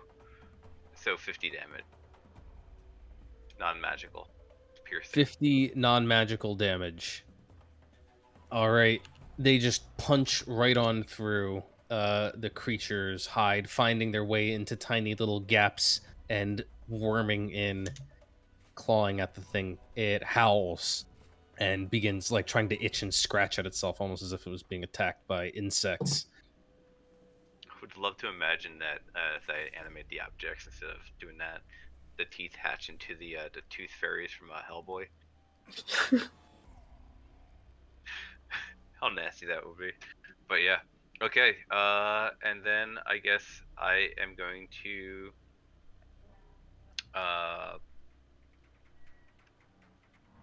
just hold tight. Yeah. Okay. It took us enough time. Thank you. Alrighty. I'm gonna make the battlefield messy now. The teeth go crazy. The scouts are still firing. You can see that as this one realizes that the ground is a little bit safer here, he's gonna step down and kind of come over here by the tree. The other one is gonna keep working her way along to get a little closer, and they're both gonna take shots. That third guy is finally getting in the mix too, although first he is going to shuffle over this way, get a little closer, try to aim between the trees, and all three of them are shooting. And the third guy, the one who'd been holding off, actually manages to land a hit on the one attacking, the one that Ryland is attacking for another 8 points of piercing damage. Nimue. I'm gonna bonus action Hunter's Mark this thing. I'm gonna try and finish him off. I'm trying to click the one that's next to me and Ryland. All right. We're gonna go all out. Teeth on teeth on teeth. Hell yeah.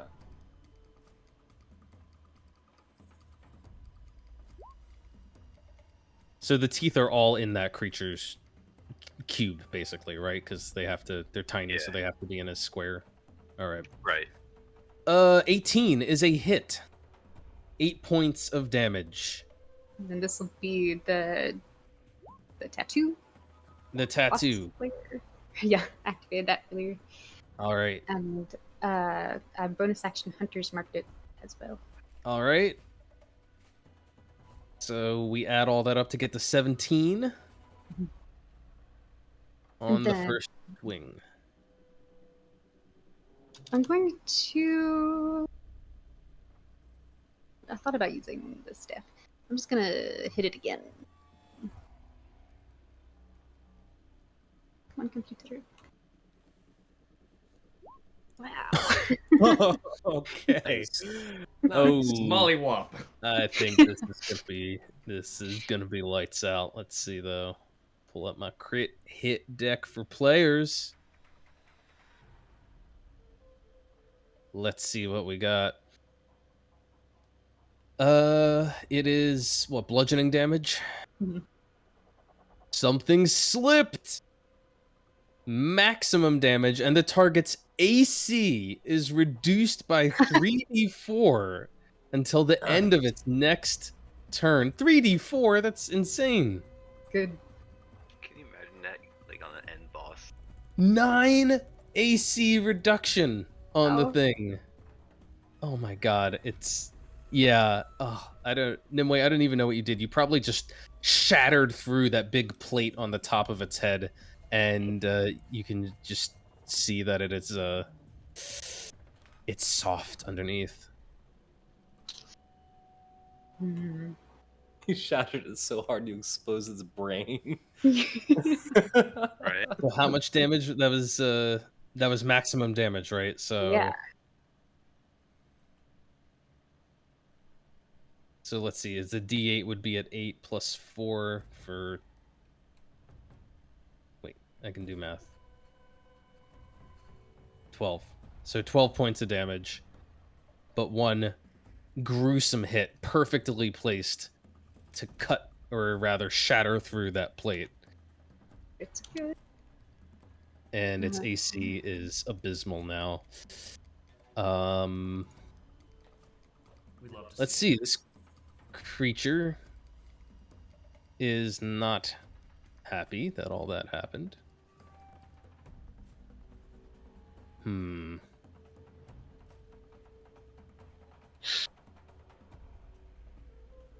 Vengeance? Cat? No. Maybe Cat. The big one's dealing with Cat, so it's gonna run over. The big one's dealing with Vengeance, so it's gonna go for Cat. It runs, leaps through the air, and is going to try to crash down on Cat. Let me get that strength save for you. Yeah, why don't you give me that strength save? I'm just. Oh. Hold on. 35. Is that 33? 35. Oh. And Vengeance is 40. Rip, sorry. All right, that's full damage as you go prone, taking 13 points of 13. bludgeoning and 14 points of slashing. Ugh. I don't like that. And you are prone in front of it. I wish it could also take its bite. That would be so cool. It has to use its action to land on its feet in the square. Oh, man. Lame. Oh, but hey, it could dive because it only went 20 feet.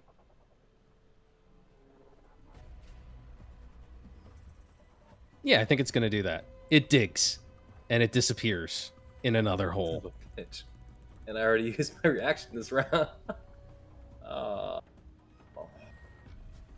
Lots of holes around here now. That's super not cool. All right, I guess I'm gonna stand up. You should look into life insurance. So I'm gonna stand on up. And then I guess, I mean, that one looks like it's already being taken care of. I guess it's time for the big boy. So I'm gonna move my 15 feet right around here, and then I'm going to. She's gonna take the Melnikov blade and then just like take the magic stone and just like run it along its edge, and then she's gonna kind of like aim it. Don't let me down. And she's going to fire off 2 Eldritch Blasts. Ooh. Very cool. At the big one? Oh, and it's a +8, but yeah. That's what, an 11 19, and a 19 on the second one. The 19 hits. 19 hits, and that is a what damage die for that? Be a I think it's a D10. Is that right? D10, yeah, D10 force damage, and with the crystallized grace, I can choose to pull the target 5 feet closer to me. So that is exactly what I'm gonna do. Nice. You just drag it. Isn't there a size limit on that? If there is, it doesn't say it. There should be, probably. But that's okay for now. You haul it a little bit closer. I love that image of you like running the stone along the blade, and maybe the blade begins to like vibrate sympathetically, making this high-pitched whine as the stone runs across it, and it just shoots out and hits the thing, drags it a little closer.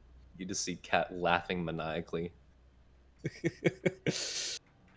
All right, and how much damage was that? I was only it was only 4 points. Only 4? Yeah. Okay. Yeah.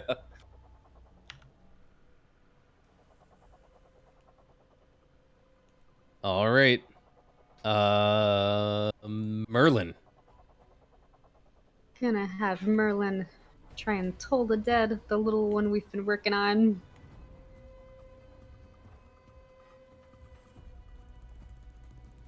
Toll the dead.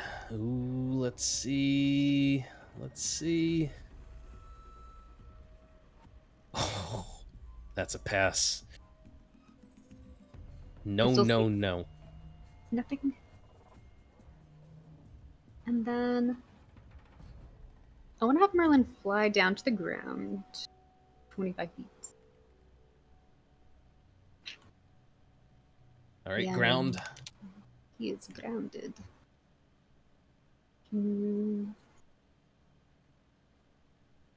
I'll have him scooch just a little bit to the edge. Maybe this way. Okay, and that's All right, he scoots to the edge of that hole. All right, this poor guy has been hounded blasted by magic, impaled by little teeth. Can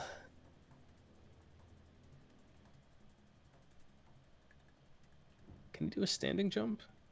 He can. Holy shit. They have a great standing. I guess that's what empowers them to do all this stuff anyway. Makes sense. All right, this is going to be a little weird, but he's going to try to destroy those obnoxious teeth by leaping into the air and then smashing back down into the very same square that he was just in, trying to crush all of those bothersome things underfoot. I need all of the teeth to give me. I imagine you're going to have them make dexterity saving throws. Yep. It's a +4, and I'm just gonna roll. All right. 10. DC is 16, so it's going to be anything that's a 12 or above passes.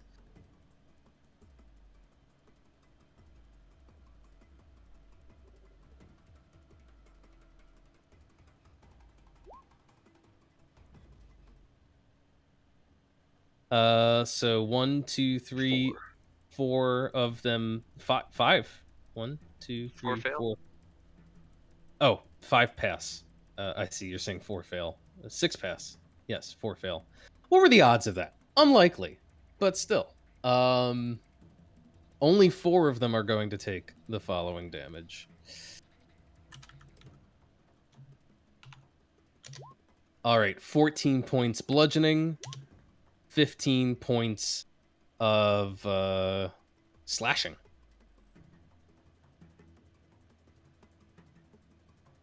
I don't know how many hit points they have. 20. Okay. And those that did not take that damage are still going to end up taking 15. And all be pushed out probably in different directions out of the thing's square as they dodge out of the way. And doesn't want to provoke opportunity attacks, so it is going to end its turn right there.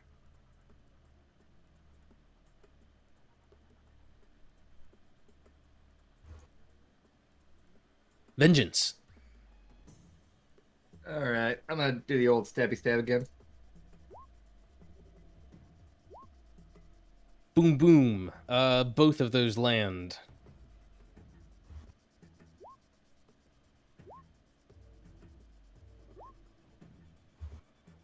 $10, 3, and 22 on the sneak attack. Very nice. That is a total of 35 points of damage. Very consistently putting that out there and working this thing down. I'm then gonna disengage and try to pull this thing to follow me away from everyone else. Ooh. Let's see. I don't know. Is it gonna follow? It hasn't been having much luck with Vengeance. Hey, but I've been consistently stabbing him repeatedly. You've been hurting it very badly, yeah. But it hasn't been hurting you. I always hate to be this guy, but I'm not sure you can disengage if you use your offhand attack, because that's your bonus action to do that. Yes, you are correct. Oh. Thank you. That is correct. The second But attack he can is just leave because of fancy footwork, though. He doesn't have to disengage. Oh yeah, that's right. That's right. You don't even need it. shit. Okay. It's a well, force you of just- habit to say disengage, and my bad. Understandably. We get it? No. All right, you just step off because of your fancy footwork, and leave this thing reeling from the damage. 7, you're up. I'm surprised it got back around to me, honestly. All right. Let's see. I can fly up to here, and I guess there's one in the hole, but even from at the height I'm at, I probably can't see it. No, and you can see that the hole is angled, so it's gone off like at a diagonal.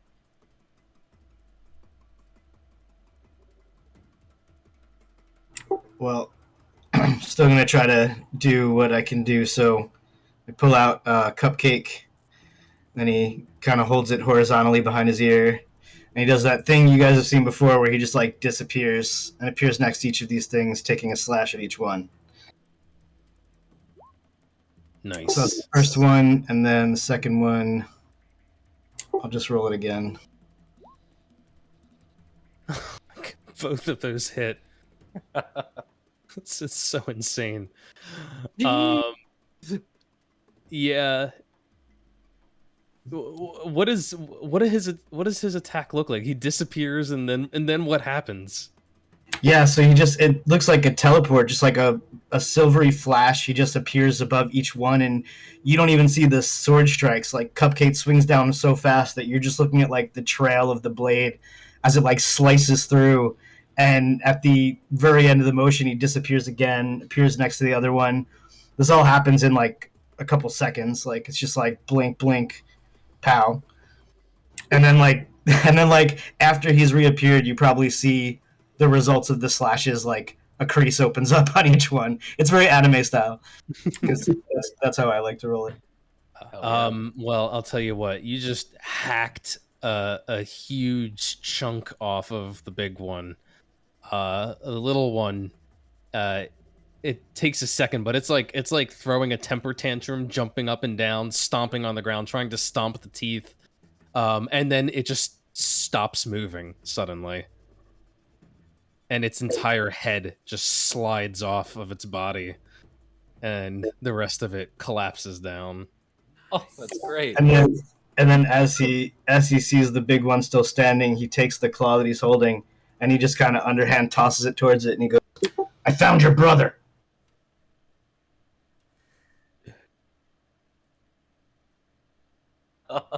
And that's it.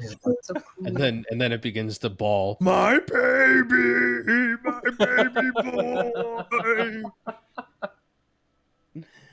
And he feels really bad. It roars. Ryland.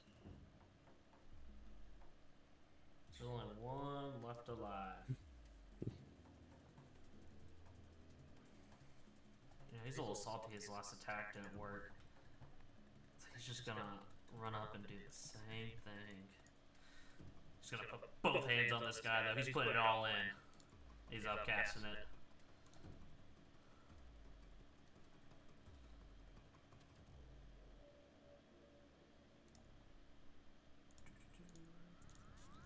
Uh, 26 will land. Oof. 29 points of damage.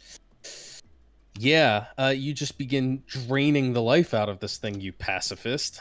And yeah, you target the wound that Seven made, and you just start turning that wound. It looks like it's going necrotic as it just blackens and withers. Just like my Looks dad told me. infected. Yeah. Oh, it's not happy about that. It ain't happy about that at all. It's gonna try to take a little nibble out of Ryland. Little vengeance nibble. You just conveniently made yourself a very easy target. And it's gonna go chomp. 22 to hit you. 22 hits.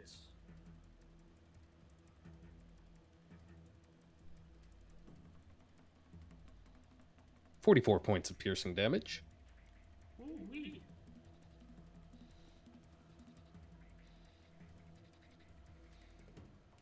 And then it's going under. It begins to dig. It provokes an opportunity attack from you, Ryland, as it burrows.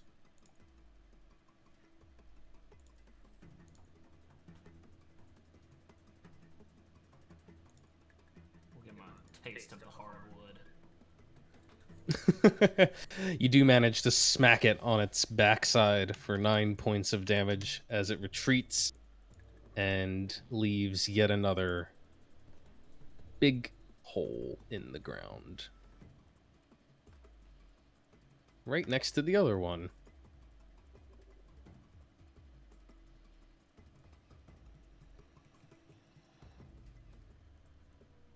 And you feel the rumbling underfoot, but you quickly lose sight of it in a flurry of flying dirt and debris.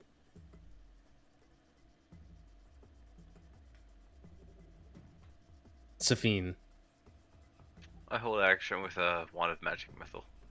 Okay. At the ready.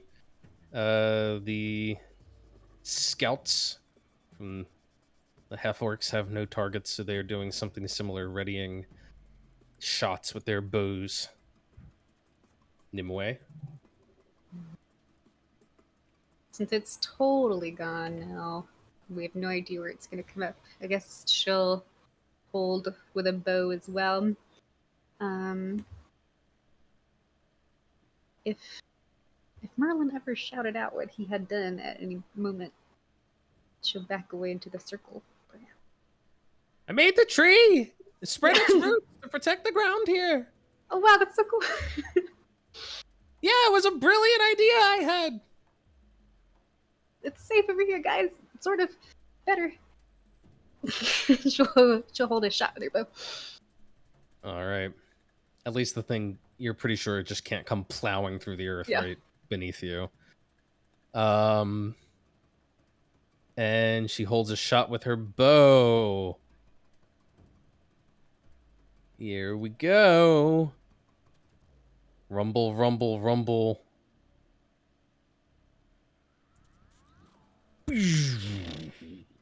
Everyone with ready actions can take them as a beast emerges, flying through the air gracefully. A gorgeous arc, a spray of dirt around it through the sky as it gets pelted by magic missiles. Only 3 of them? Yeah, I just did one chart. All right, 7 points of damage. Nimue's longbow strikes home even as it soars through the air. And the 3... Ooh, nice. 11 points of piercing damage as it finds a soft underbelly. And the 3 scouts are taking shots. One of them is dealing with a tree for cover. But the first 2... Ooh, the one who's like practically right underneath of it is able to find a soft spot for another 3. And the one in the back is dealing with a little cover from the trees, and he misses. But this creature continues its arc even as it's pelted, and is going to crash down on Cat again. And I guess a couple of teeth. Let's go ahead and get that. There you go. Yeah, sure. That's one strong bitch. Just you can delete whatever ones it lands and hits because Yeah, because obviously it's gonna catch enough damage regardless. Okay. That is well done, Cat. As it comes down on you, you actually like push off of the thing and divert it just a little bit so it doesn't land directly on top, or at least you push yourself back. And you will only take half of the damage. 21 and 15. That's a good damage to have. As it crashes down to the ground right in front of you. And unfortunately doesn't have sufficient movement to go anywhere. So those 2 teeth are gone, but it is exposed on the surface. Oh, would you look at that? Cat. Cat's looking a little rough, and she's not happy about the situation at all. Do we still have Emboldening Bond up? Yep. All right, let's throw on a Great Weapon Master on the first attack. Is that minus? Did that take away from it? No, it didn't. That'd be a 20 to hit. That is a hit. All right. That's big hits. 20 points of damage. And one wham! more. You just cut into it. How about a 19 hits? 14. Was that one great weapon, or was just? It wasn't great weapon. Okay. Another 14. And one more. Fuck it. Let's throw another Great Weapon Master on there. Let's just see what happens. 16 All plus right. D4. That Plus one, D4. will land thanks to the emboldening bond. 23 points of damage. Cat, you just go to town on this thing, sending streamers of blood in all directions as your blade slices and hacks through and leaves it dead.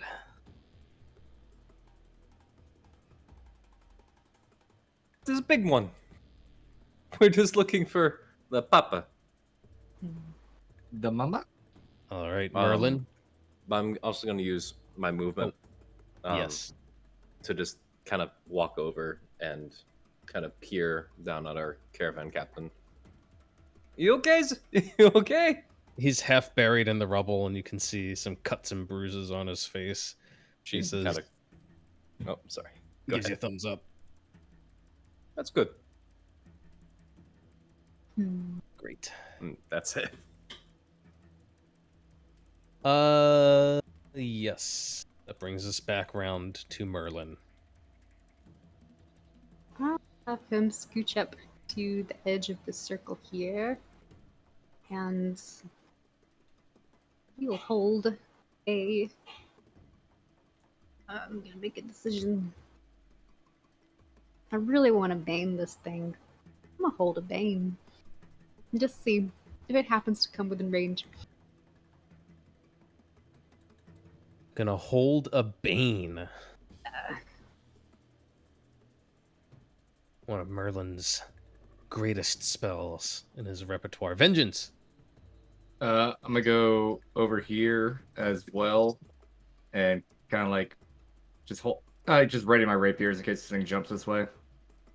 Ready your rapiers in case it comes for you. 7.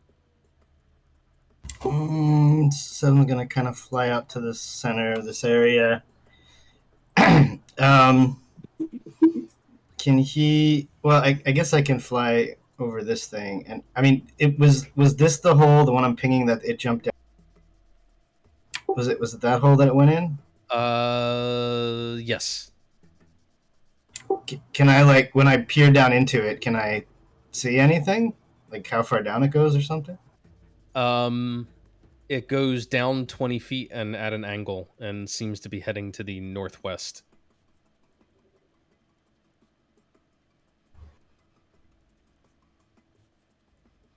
All right, he's not gonna risk it. He'll just ready a spell. You see brimstone. He takes out brimstone, and it starts to like heat up as he holds it. It's kind of glowing. All right. Ryland. Ryland wants to space out a little bit here. So he is gonna move up some. Okay, the trade order.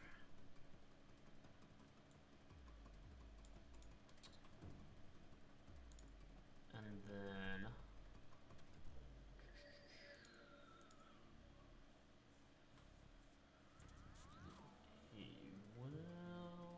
he'll hold his action with a level 1 guiding bolt for whenever this thing pops up. All right. Guiding bolt for when it pops up. Well, those of you with actions at the ready are ready when the thing does indeed pop up. It basically comes out of this hole right here, but it just widens it and expands it as it bursts outward.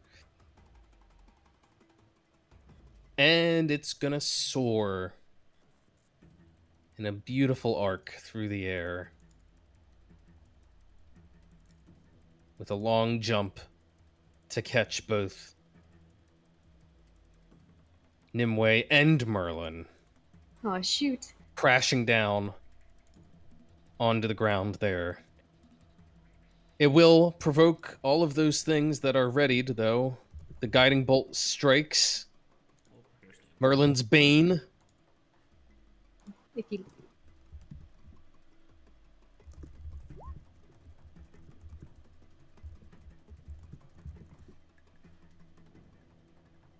Nimue Let's does- see. It needs to make a charisma saving throw in the middle, in mid-flight. It's very good at charisma. Of course, Nimue has evasion too. Does Merlin have evasion? Good question. He might, actually. Did you catch my magma bolt, Anthony? I did not, but let me... Where? Oh, there it is, up there. 21. 19.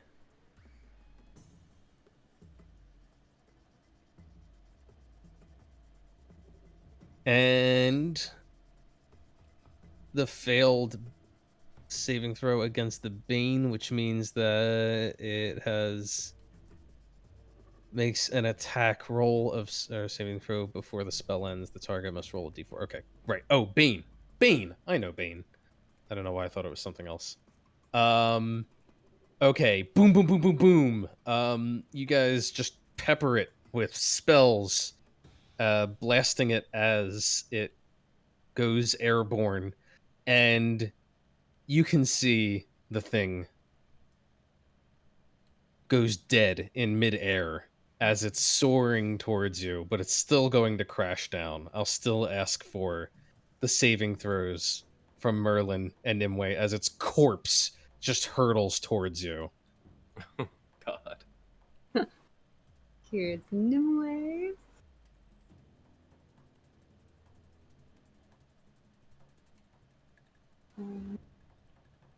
And Merlin.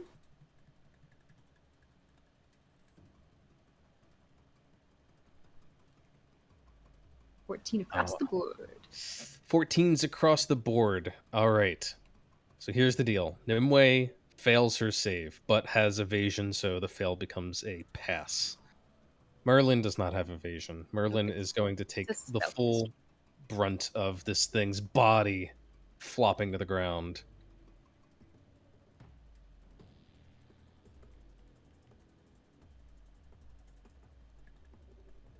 All right, and Nimue, you're able to step out of the way. It's only going to be the bludgeoning damage, as the claws are no longer in play. It's not trying to actively stab anybody.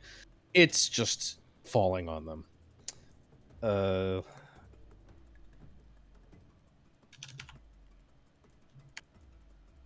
That'll be 18 points of damage. Half of that for Nimue. As the thing tumbles to the ground and just kind of leaves a skid mark for about 10 feet as it keeps sliding, and comes to stop right in front of this half-orc here who just stares down at it in shock. Oop, nope, sorry, Merlin. He's still alive. Barely.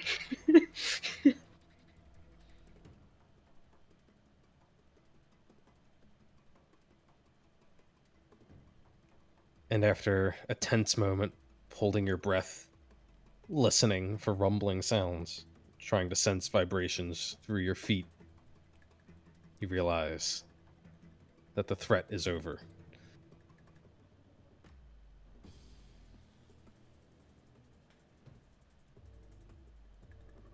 Nimue will run up and pick up her comrade. To dig him out of from under the body. I'm gonna climb down. Who could use some temp HP? I'm gonna help get this guy out of the rubble. And Cat will like haul the other side up if Vengeance is hauling one side up. Oh, thank you. Much appreciated. First of all, I mean, that was a lot of fun. I think I broke a sweat during that one.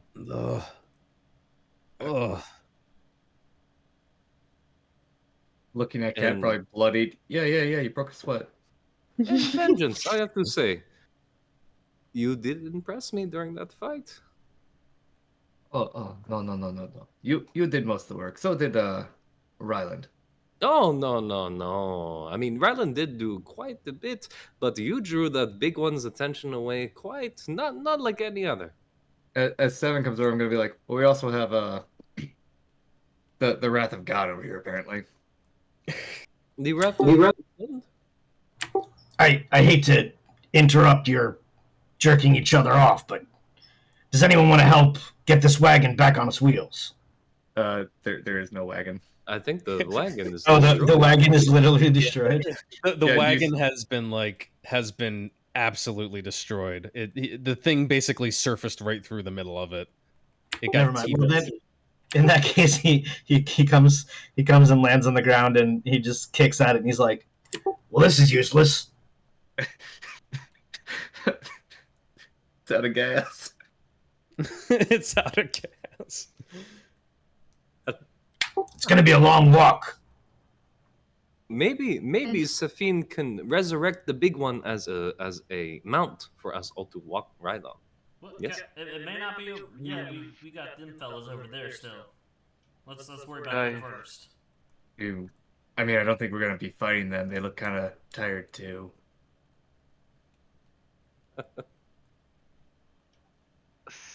I only practice my arts on humanoids.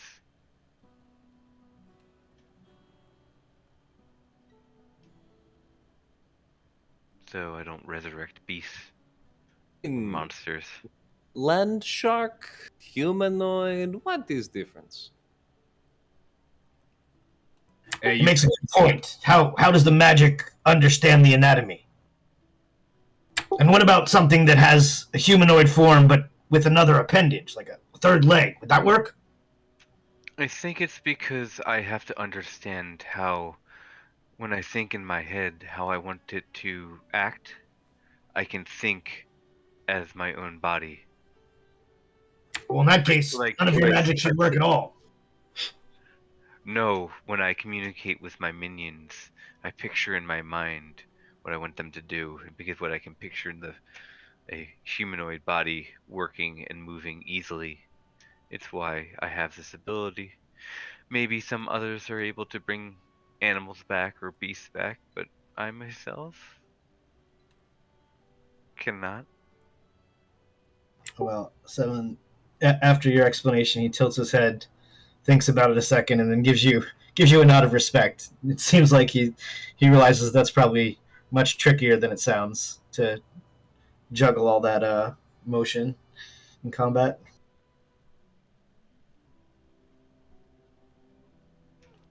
walking up to these three over here. You three okay? The the man who first called out to you, this one here, he nods and he seems to kind of think over his choice of words for a second and finally settles on, "You fight well." Oh, appreciate it. I guess you guys helped out some, so appreciate that. Kat's gonna kind of greet them with a small salute that I'm pretty sure Naz probably taught her at one point. Yeah. And just say in Orcish, "Thank you for your assistance." He nods and he says, "Do not tell nice lies. We would have been swallowed whole by those things. Our arrows were all but useless. You fought and killed a whole pack." And he nods. "A feat worthy of songs." Is it worthy of a new wagon? Perhaps worthy of a feast. How do you think these land sharks taste? bullet is tough, but tasty when cooked slow over smoke. Maybe we should celebrate. I think we found our next meal, guys. I think this is going to be great. Are y'all from around here? We are from here, he says, and raises one hand, gesturing vaguely to seemingly the entire plains. You are of the Togat, yes? Where have you decided to winter? He pauses for a moment. My clan is making for Olgus. We were sent to scout and hunt. Bring in what meat we can before the snows. The rest of the scouting party, he shakes his head. They did not survive the bullets' first attack. We fled as our comrades were eaten. We saw the trees and the ruins and hoped they might provide shelter. For 3 days we have waited here while the beasts circled. It is fate that you save us by your coming. Well, it sounds to me like we have a possible agreement here. Because we are in need of a new wagon, and you guys are in need of meat to go to Olga's. I think we can come to some helping hands here. I believe that the Togat would have the best equipment to survive a expedition up farther north. And if, like my our companion, and if the rest of us agree, perhaps we can lead you back to your clan, and you give us something in return. Do you wish for guides to Olgus? This is good. This, we can help you. But we have no wagons. We do not travel in such noisy, and he kind of winces, boxes.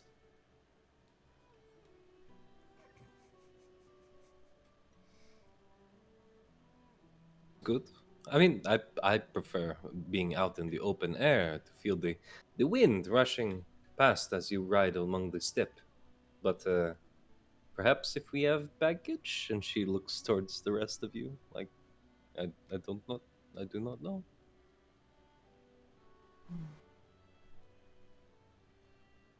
Wakarimasen. I don't speak Orcish. I'm not sure. Oh, I was just speaking English or common too. I'm sorry. Yeah, they're speaking in like a rough common.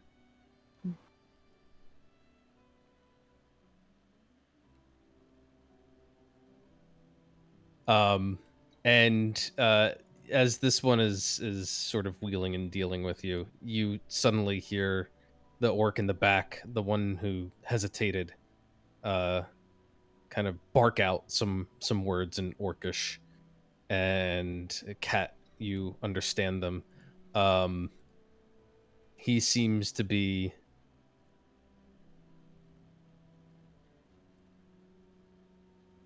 somewhat resentful of the lot of you being here, and he sort of calls you I don't know, some sort of derogatory term for Westerners. Essentially, you understand that by that he means like the Zaril folk and the Huzites, the far west. but basically anyone who's not a native of the steppes. And he's making some noises of complaint, but the one in the front kind of gestures back to him like, "Shut up! You don't know what you're talking about." You again recognize the gesture. It's a sort of hand wave that means like "fuck off," and I love the orcs. I love them so much. and he just says, My friend is displeased with your presence, but it doesn't matter. We will make this bargain, this trade, take you to Ulgus. We bring meat. We will be welcomed, and you, with us, will be welcomed too.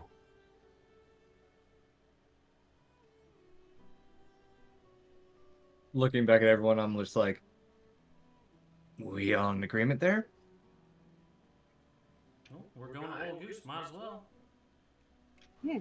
I don't Sounds really lovely. know the way around here.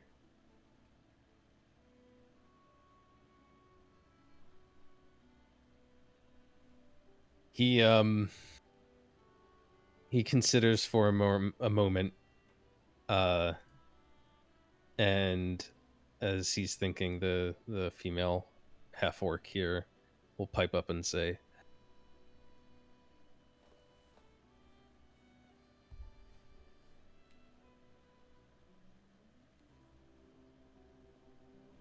"Oh shoot, hang on. He's got to figure out the voice for her. No, it's not that. It's I forgot what I called these things."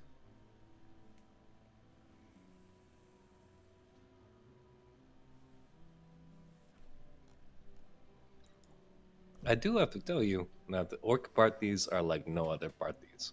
There's fighting, there's drinking, there was a lot more fighting, but there was maybe I was a different tribe, but it doesn't matter. It's a lot of fun.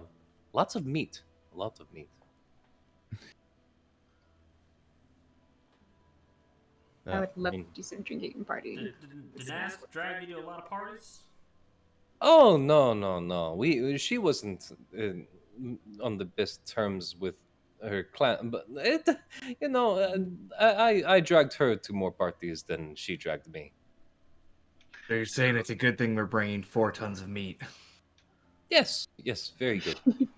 So your nervous laughter says not to bring her name up. Nas? Oh no, she is from one of these tribes, but not much farther east. there we go. The half orc woman here will kind of pipe up and say, Horses. They may have survived if the bullet followed us. Then our beasts who fled may yet live. They will be on the steppe. and the orc who's been conversing with you will direct the other two, saying basically to go out and find the remaining horses and bring them back. And he, in the meantime, will begin the process of butchering these things. And they'll begin to depart. Will they need help getting those horses?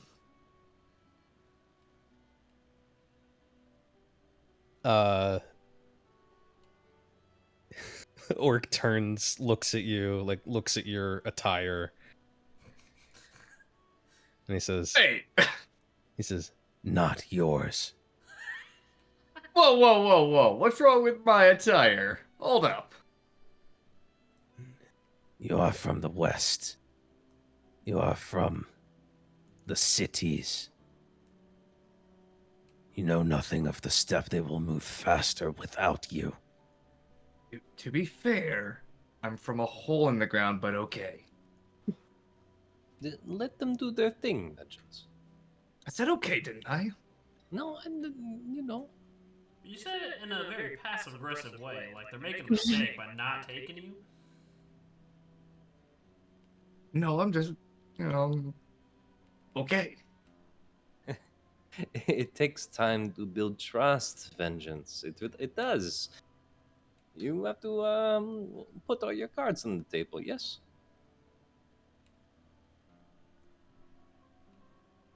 Well, I think I actually have cards on. Oh, no, I don't have cards. Okay. He'll look at you though, Vengeance, and say, Can you butcher? I know how to use a knife. Just tell me where to cut. Good enough. There is much meat here, and if some of it goes to waste, well, it shall be more than we can carry anyway. and he begins sort of instructing you, like, cut here, here, here. And if you want, Vengeance, you can give me a survival check. You can do it with advantage since he's aiding you. And you still have whatchamacallit. Oh, wait. I got the +4s, yeah. It's going to be a 1. 15. Let's see. 15. It's a little messy. Like he's telling you cut here, here, and here. And it seems like wherever you're sticking the knife, you just keep hitting like bone or some sort of very tough sinew or something. And he's like, no, here. Here. And it seems like no matter where he points, it's a struggle. But eventually you do manage to cut through, and you when you're all done, you're like not entirely sure what you've done because you haven't like removed any limbs or cut this thing down at all. But then he just reaches up and pulls off an entire plate of the bullet's back and reveals tender flesh underneath. And he looks at Vengeance, nods. Good. Now we can begin. And he'll get to work. Do the others Ooh. the same. Look at you, Vengeance. You are making friends, yes? Looking at Cat, do you think you guys could do something useful, like scavenge what's left of the wagon while I do this? I don't want to see you butcher being a butcher, though. Yeah, this is pretty entertaining. We are, observing your strengths and weaknesses right now as, a traveling companion. So this, it works for us. If only we had someone that was a really great user of a blade to cut through things. Wish you had. You used what? What? You mean an axe? A knife, a sword, a blade, same thing. But I feel like other people could help cut things apart here. Swords aren't for cutting. It's not a fucking kitchen knife. Yeah, they slice. And dice. Well, we're kind of slicing and dicing into this creature, are we not? You're getting semantics on me.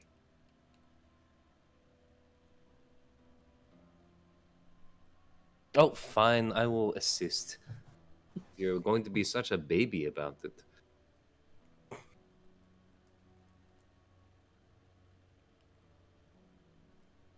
All right.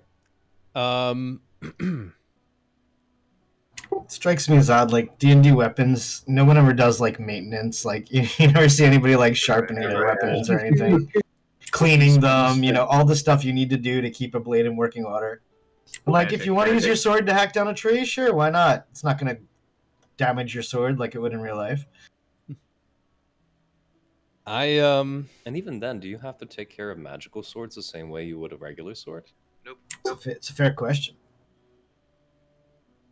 There's some, magic gear in particular is supposed to be more durable, much harder to destroy than things that would break a normal weapon or item would not break a magic item. But they But yeah, it is interesting. It's something that's often just glossed over, but I imagine that during short rests, it's like constant maintenance. You know, part of what you're doing during the rest isn't just lounging around, but like working dents out of armor, sharpening blades, you know, oiling leather, like doing all of the things you need to do to maintain your kit. Sewing uniforms back together. Sewing uniform. Cat's uniforms just keep shredding off. She has What to I keep putting them what back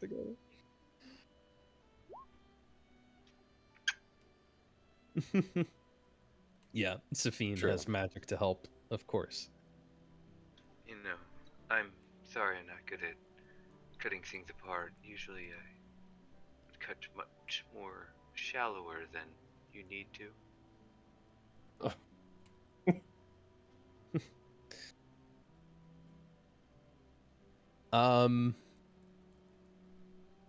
Yeah, it doesn't. It takes some time as this half orc who eventually introduces himself as Kogan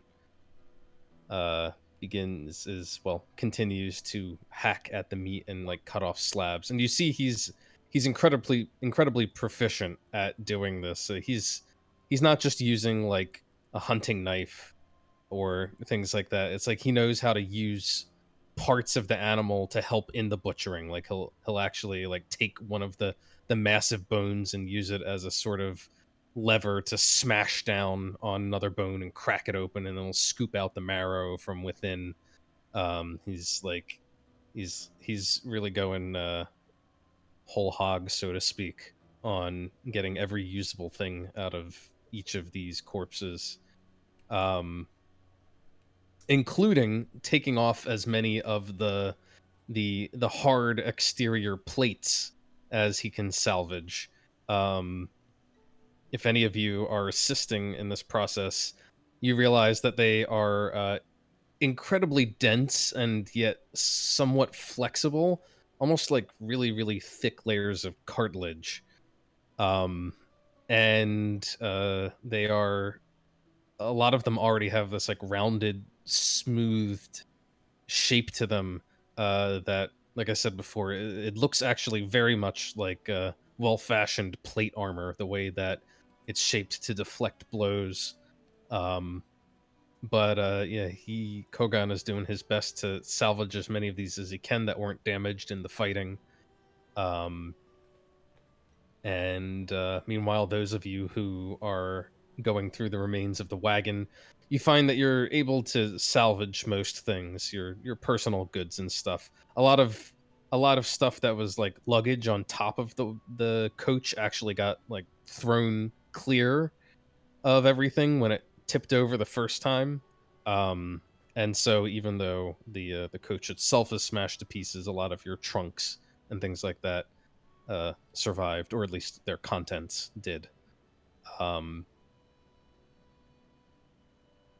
It takes some time to break down these animals fully, and the entire rest of the day is spent here as Kogan is hard at work.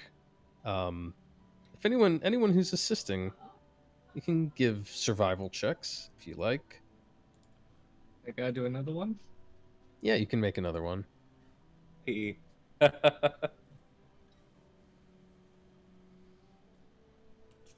total for me. 22 total for me.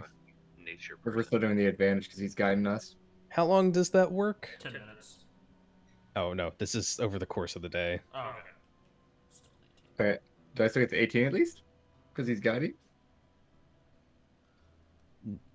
Well, at a certain point, he expects you to take care of it on your own. he's doing his own work. Yeah, Kat, you this is not the sort of work that you ever did in Visegrad, I imagine. You know, this was not work for nobles. And even when you struck out on your own, you always were sort of amongst other mercenaries and let them do this kind of messy work when it came to things like this. But you're enthusiastic. Eventually, And- I'd imagine that Kogan would just like shoo Cat off, and then she'd just like sadly start like packaging it and getting ready for Carrie instead. She's like, After a while, he's like, "No, wrap," and he'll just tell you to like wrap up the pieces of meat. This is exactly what Naz used to do. No. Vengeance is doing all right. He kind of got the basics from Kogan in the first place, and he's still struggling to like find the exact right places where he's supposed to make cuts and incisions. But he at least understands the principle, and he's getting to work on another carcass. And Ryland actually is quite experienced with these sorts of things. I don't know. Do the followers of Eldath believe in using every part of the buffalo? Oh yeah. Waste I nine. imagine. Waste Yeah. 9. So, Ryland About is how big are these pieces of like reinforced hide we're taking off? How big are they? It depends on where they are. The back plates, some of them are like up to 1.5 feet, 2 feet long, and as broad as the animal is, which is like 4 feet wide. Probably wider actually. It's a big thing. And some of the plates on like its limbs or on its stomach are a little bit more flexible, a little more supple, and they're smaller. And there's quite a lot of them. I mean, between these 4 creatures here on the surface, I don't know if Seven mentions the 5th underground. Sure. It would be cool if we could make something, or I was send gonna them to say, me. could these be turned into like a giant sled to be pulled by the horses whenever they get here?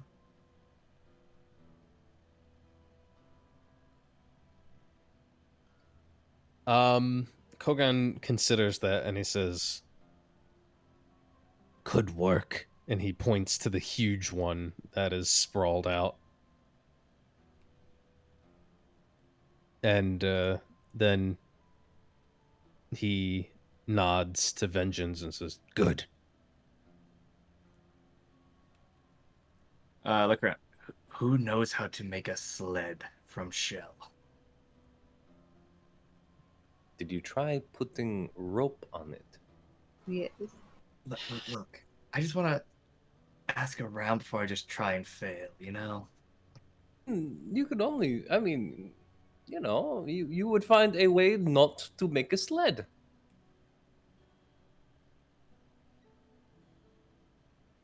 Fine. I will. Is this thing still like need to be broken down? Yeah, nobody's even touched the big one yet. Fuck. Oh, will help. You want to give it a shot? You can give it a shot. Okay. Do I need to roll survival again? Give me a hot, fresh survival for this one. You have advantage from Cat. 10 again. Perfect. If Ryland This one's- sees him butchering this thing, he's gonna be like, "Oh my god." I might come help Let's- you actually. Let me try. I'm going to roll. no. Vengeance.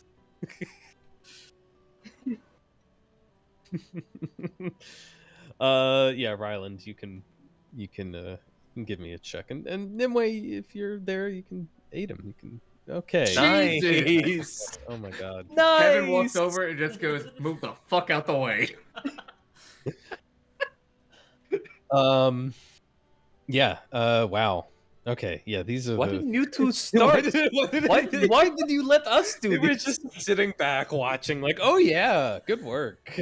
It was a Character. valuable learning experience for y'all. Yeah. What if I'm not here? What if I die tomorrow? You guys need to know how to do this. I don't. I can pay someone to do this.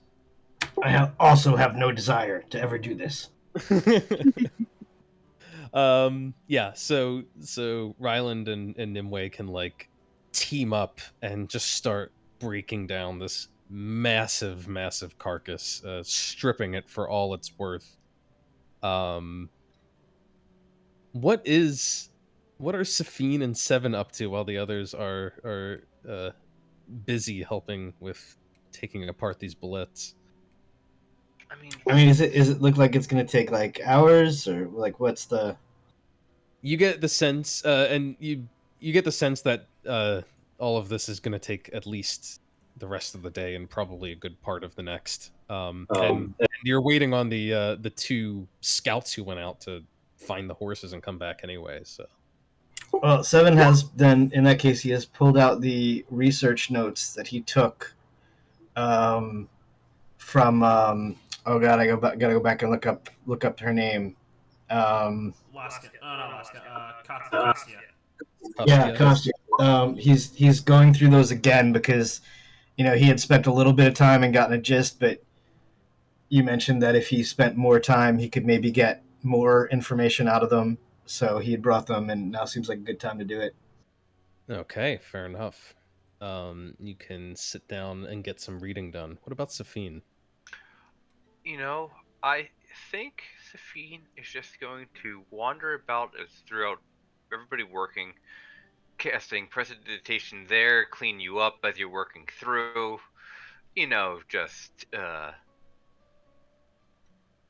walk around, kind of be like kind of a host and jumping in when he needs to. He's dissected a few things in their lives and stuff like that, and just help carrying stuff over, just doing a little bit of everything, and just trying to make it a little bit easier and less burdensome. Maybe even playing some music along the way. Okay. All right. So they're just helping out here and there where they can and keeping people clean. It is an incredibly messy and gruesome and smelly process. So frequent castings of prestidigitation definitely go a long way to making it a little more bearable. Cat got too aggressive and nicked a stomach lining, so we had to prestidigitation the smell away. Yeah. It is my first time. I apologize.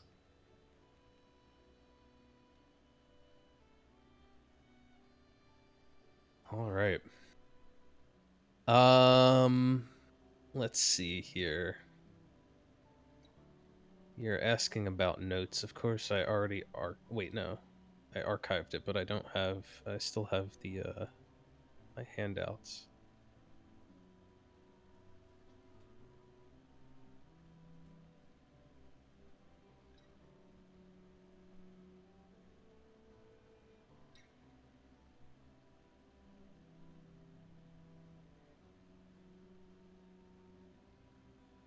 While we're carving this beast, Nimue would be like, "Did you ever cook at the monastery, Lorenza?"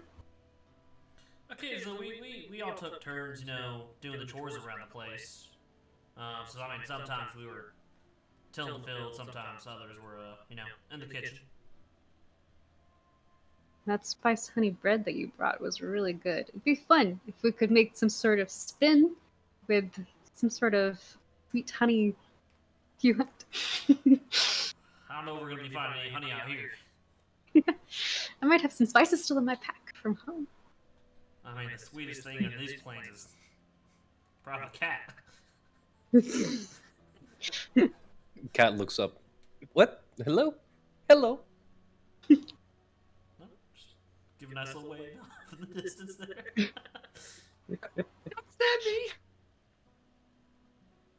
It'd be fun to make a spin, do some sort of cultural.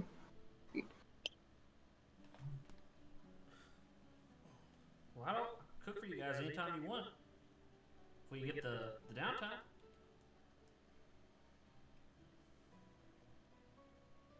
Let's see here. 7.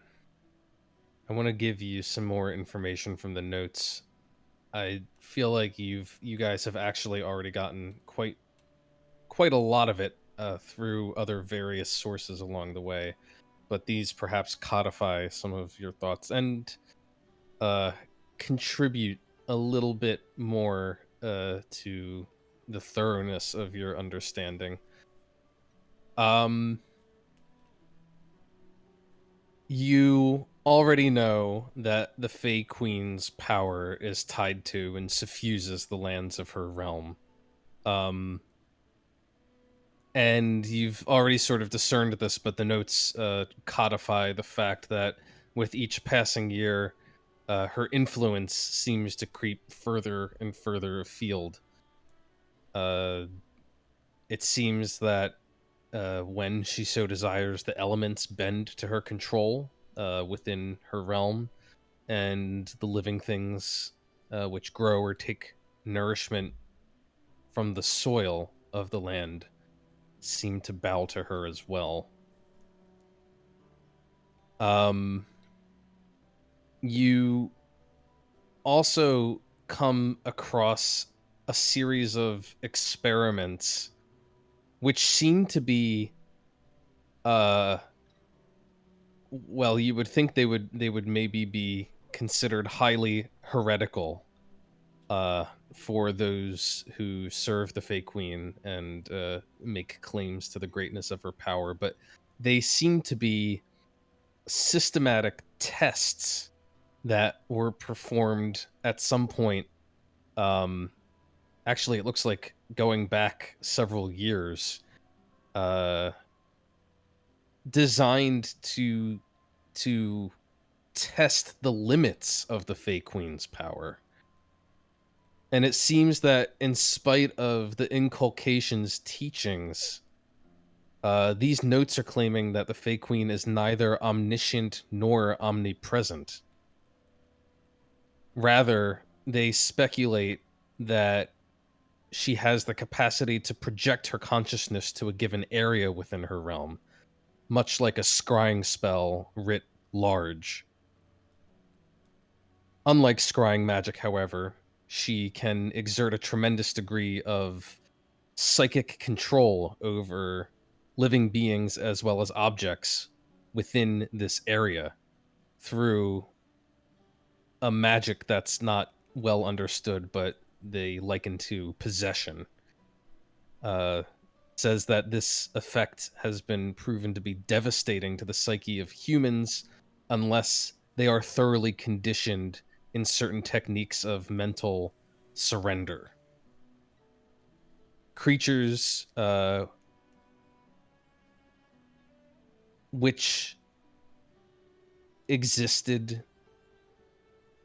before the arrival of the Fey Queen's influence seem notably to be resistant to this possession and these psychic powers. Sorry, does when they're talking about these creatures, I assume they're talking about races that were here, like not that you would, for example, like ogres or something, or giants. Yeah, they're probably not old enough to, all of them have been born after the Fey Queen, but like they still, like, what kind of creatures is it talking about that would be sort of resistant? You get the sense that it seems to be referring to longer lived races. So literally ones that have been around since before the Fey Queen's influence was spread over an area. There's actually some case studies that refer to like the far eastern borders of her realm, and like the amount of control that she's able to exert over individuals who lived in a given land before her influence was spread there and afterwards. So it does seem to be tied to age, and also any sort of like metaphysical connections that these creatures may have that link them to things above and beyond and older than the Fey Queen herself. You think back to the giants and how they claimed that the Fey Queen was a usurper. They seem to have memories of times before the Fey Queen's presence there. And you think of the Fey, who also are known to have connections not only to the natural world, but also to the Feywild and perhaps those things are also making them resistant.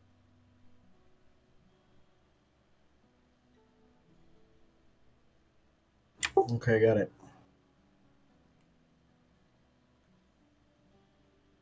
Yeah, that's what a deeper delve does. Is you're sort of like picking through these experiments and putting together the implications of them.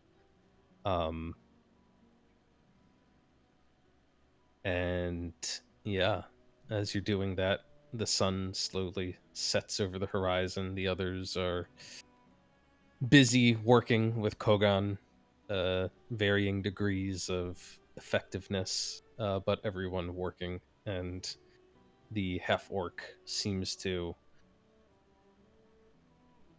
You don't know if it's appreciation for the work you're doing, but at least he seems to have respect that all of you are trying. And the two scouts return eventually the following morning. The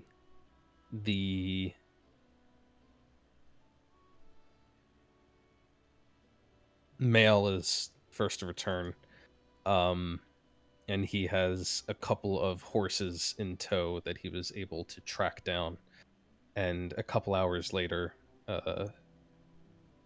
the other comes in, and you see that she is riding one horse, but also sort of God, what's the term? Herding several others before her. And all in all, it might be a bit of a tight squeeze, but any of you who are in need of mounts can probably get one. Some of you might have to double up on these creatures. You do realize as they come closer, though, that what they're calling horses are not horses the way that you understand them. They're like horses. They look like horses for the most part, but they're kind of taller and narrower and sort of almost lanky. And they have horns on their heads. They look something like this.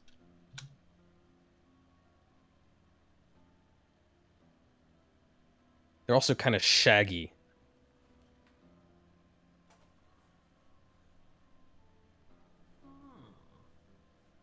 Something like that.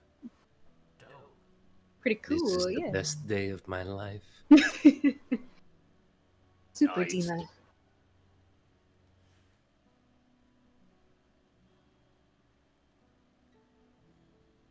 Dima. Yeah, and by the time the next day has come around, especially with those exceptional survival checks, you have indeed managed to take Vengeance's suggestion and turn it into reality, as some of the largest plates on the back of the massive bullet are peeled off and sort of scoured clean, and you've managed to sort of tie off some ropes on them so that they can be pulled and used to conveniently haul the rest of the remains which you've got. So altogether, by about midday, you're ready to set off. I am going to name this one Dima 9. You should probably really come up with a different name. No. Keep it. Keep it. Every mount I have ever had has had the name Dima. I'm just losing track of how many I've had.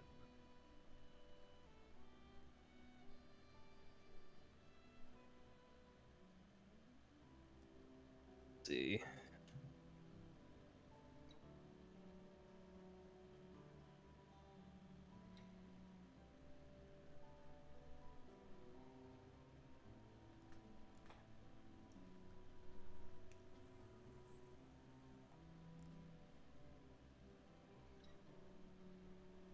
Okay.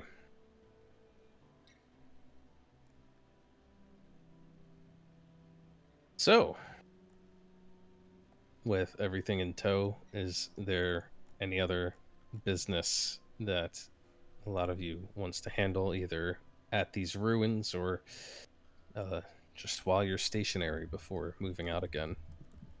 Whatever happened to our prisoners? They are still here. Fortunately, they are still imprisoned, since they have been following along in the paddy wagon all along.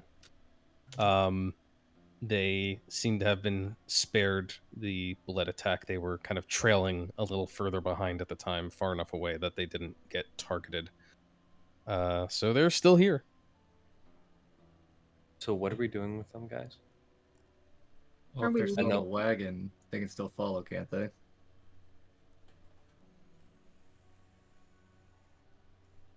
True. Didn't we come up with a plan for this last time? Like, we're gonna leave them not at Olgus, but like the Oh, village that's right. on the way to Olgus. Mm-hmm. There's Igrov? Igrov, yeah, which is what Mr. Gala, what's his name? Oh boy, I've already forgotten. You know, Reload. your teamster, whatever the fuck his name is, Galligan. I need to come up with a better name for him. Caravan Master. Caravan Master Galligan had suggested leaving any wagons at Igrov, as he didn't think that they would handle the wide open fields between there and Olgus well. No roads. Cool. This will be our last chance for a while to have any information taken from the prisoners, unless we want to take, I don't know, a few of them along. It is up to you all.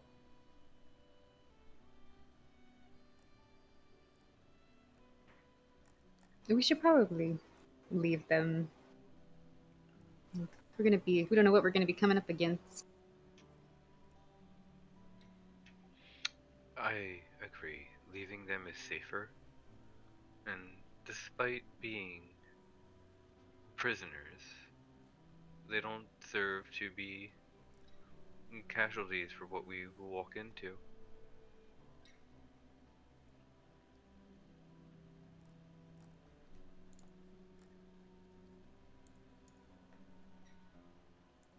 Trying to Okay. think of questions. I was just asking the question. So it is agreed. We keep the remnants of our caravan in Igrov, and we move to Olgus. Good.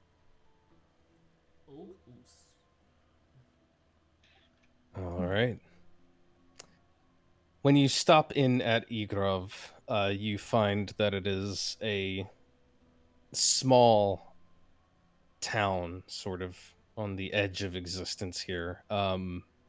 It's actually surprisingly populous and busy, on account of the Togat clans that have come here over the course of the autumn to overwinter.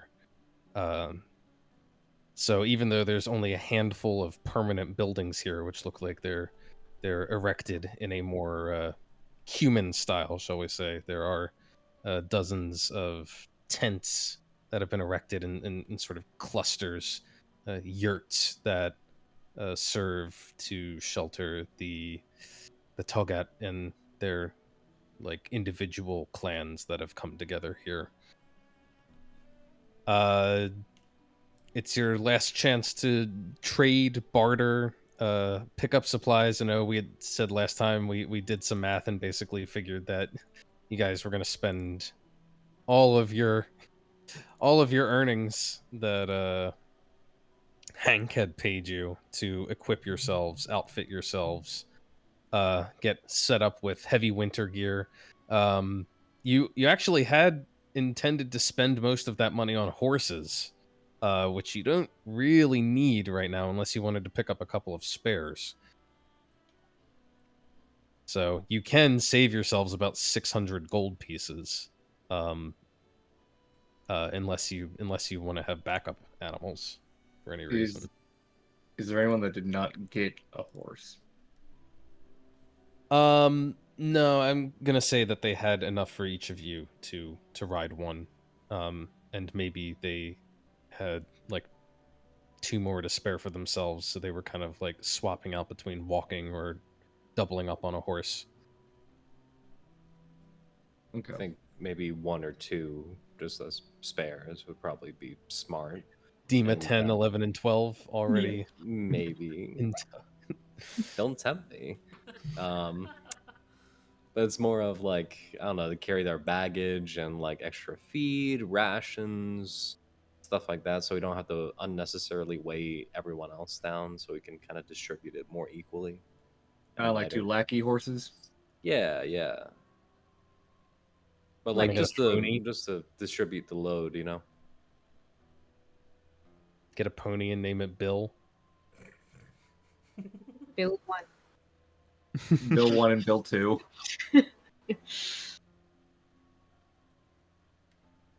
And plus, Vengeance, we still have to have a race. The race, yes. We do. Probably while we're still in Egrove. Yeah, Yes, riding horse.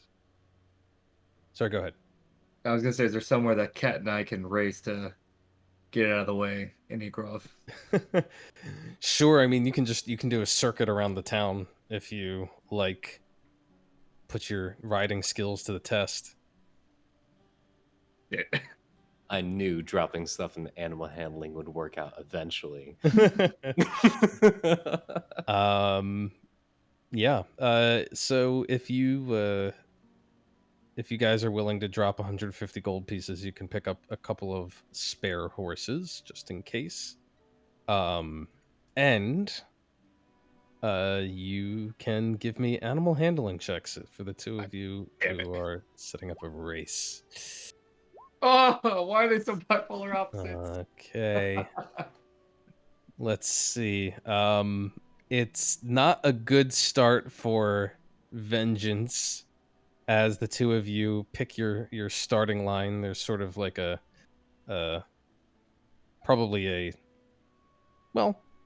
a statue of the Fae Queen that's sort of at the entrance to the town, and you mark that as your starting point. And the 2 of you take off racing around the town. You begin by winding your way around the perimeter of the permanent settlement itself, skirting around the village square and some of the outbuildings, and find yourselves heading out towards the pastures. Cat definitely has the lead along the way, but there is a stone fence that you see dividing 2 properties. You guys can make the choice. Do you want to ride around, or do you want to attempt to leap over it and get ahead in the race? Okay, Cat, what are you doing? Because I'm behind you. I mean, okay. Based on Kat's personality, what do you think she would do? Oh, I know. I'm just presenting the I'm gonna option, leap. you know? I'm gonna leap. Okay. I'm gonna leap above. All right, could be I'm gonna do bad. the same. Could be bad. Let's see. Another animal handling. Oh, Vengeance. Oh man. Oh, it's just a 9. Oh no. Both of you struggle with the stone fence here. It's a little higher than it seems. It's deceptive, and it turns out that the land drops a bit on the far side of it. So neither of you handle your mounts well, and the horses sort of stumble and slow down. You may actually get like partially dismounted from the animal from the hard landing, and it takes a few seconds for you to recover, get yourself situated back in the saddle again, feet in the stirrups, and keep riding. It wasn't good for either of you, but Cat, since you started with the lead, you still have it. You continue to race around the perimeter now, leaving behind the pastures with sheep scattering away from you as you go. You find yourself skirting now towards where the tribes have set up their winter shelters. And as you do so, you again see an opportunity. You could try to take a bit of a shortcut right through their camp, through the tents, where there are people who are working and tending fires and mending boots and children playing, or you could take the long way around. Man, how good do I think I'm good at riding a horse? Nah, I think I'm pretty good. No! Oh, I'm trying to take the shortcut. I'm going through as well. Oh my god. Oh. Oh my god! About that. Even if it goes horribly wrong, Vengeance, you probably see Kat, and she is the happiest you probably ever seen her before. Cat, you decide you're gonna go through, and you try to shoot between the people living and working there. You nearly trample over a gaggle of children, and you have to stop short and rear up. Their mother comes out and starts yelling at you and throwing things at you. And you take a point of damage as you are shooed off. Vengeance. We just say the horse just says "fuck you" and yeets me off. Vengeance, you trample straight through a tent. You just go through it at full speed. It wraps around the horse's front. The horse starts whinnying and bucking, and does indeed unseat you. You fly through the air and land hard on the ground. You're gonna take also 1 point of damage. You landed lightly on your feet. Your horse, however, is very, very perturbed at you and goes running off in the other direction. Broke a leg, put him down. Cat's just gonna soothe her horse a little bit. Sorry, go ahead. Cat's just gonna soothe her horse a little bit and kind of trot behind Vengeance's horse and try to calm it down and bring it back. All right, you Very can give calm. me another animal handling check, since you've been doing so great with them, to try and calm I know. this stampeding horse with a tent Just wrapped around it. Calm All it right. down a little bit. You get a bit serious here, and you soothe the animal. You remember your training. The horses had a bit of a different temperament back at Visegrad, but if there's one thing you were well trained in as a noble woman, it's riding. And you remember how to chase down a fleeing horse. You don't want to go right after it, because that only makes it run the harder. You kind of want to approach it sidelong and try to soothe it, wait for it to come to a stop as it tires naturally, so on and so forth. And you are able to retrieve Vengeance's horse. And with the other reins in hand, she's gonna slowly lead the horse back to Vengeance, kind of looking down. I feel like I That have was some a good explaining to do. I'm assuming that we've been driven away from the camp and we're like a little ways away. Yeah, the camp folk are very unhappy with you. Fortunately, the tent that you plowed through happened to be empty at the time, so nobody was trampled to death by your indiscretions. Vengeance, that was the most fun I've had in a long time. Still, Good like, job. probably rubbing my back that's, like, just covered in dirt. Yep, was real fun. Come, Shinnok. We should probably go find the others. Okay, is this horse gonna let me mount it again? I don't know, Vengeance. Why don't you give me another animal handling check? It's the best one so far. It's not keen on you for a little bit. When you first approach it, it sort of whinnies and trots off a few feet. You follow after it, trots again, but eventually it steadies enough for you to climb on board. You know what you should do? What? You should name him Justice. You know, like vengeance, justice. No? No? Too much? You're giving me a look.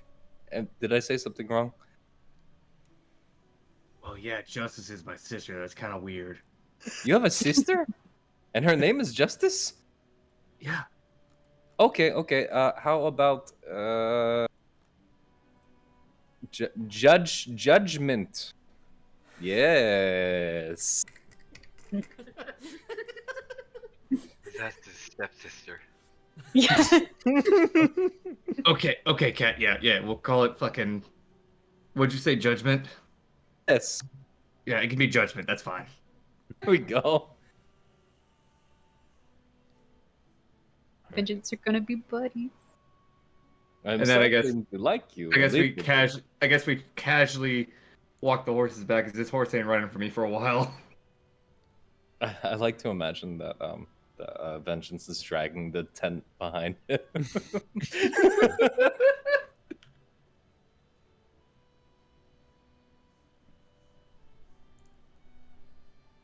Okay, let's see.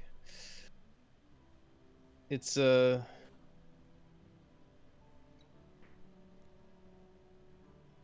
easy enough to find some place to spend the night in Igrov as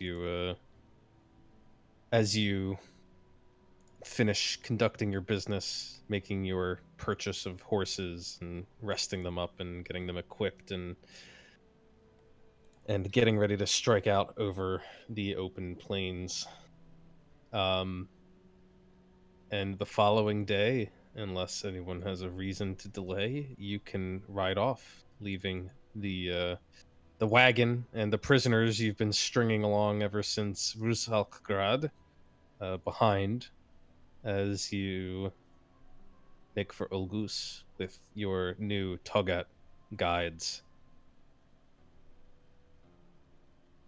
Let's see. A reason why you don't want to, like, let me move independently. There we go. Oh, it's weird.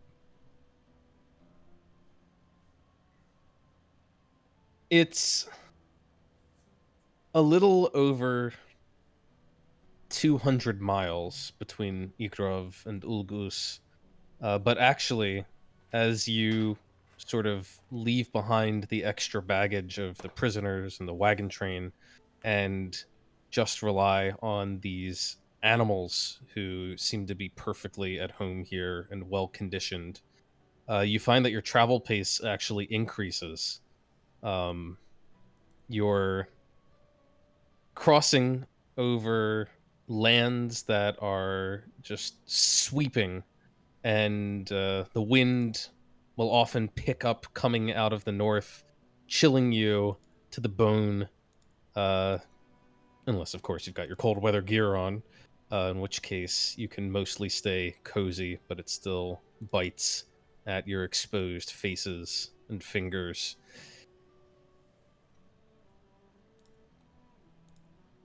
The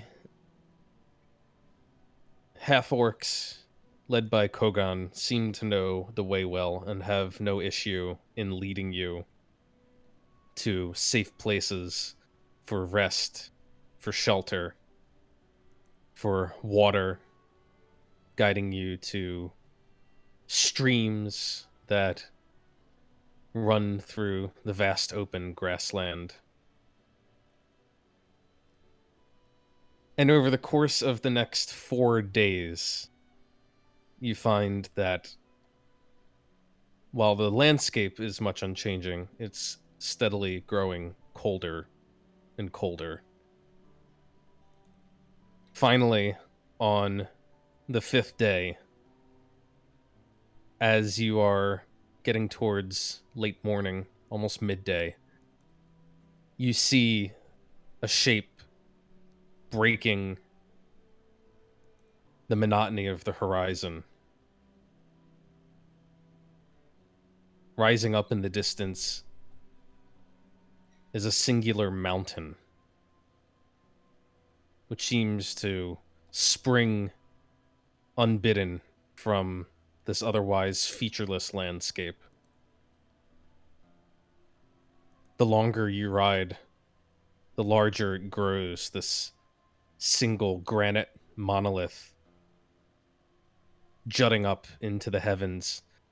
And as you get nearer now, you can see that away towards the north of it, there are more rolling hills and maybe even valleys, canyons that sort of scar the land here. And finally, as you draw nearer to its slopes, you can see signs of the winter camp. Several camps, actually, sprawling out along the low slopes of the mountain, in between pockets of snow that dust the ground here and there. You realize that there must be hundreds of tents in total, thousands of orcs belonging to dozens of tribes who have all congregated here for the winter.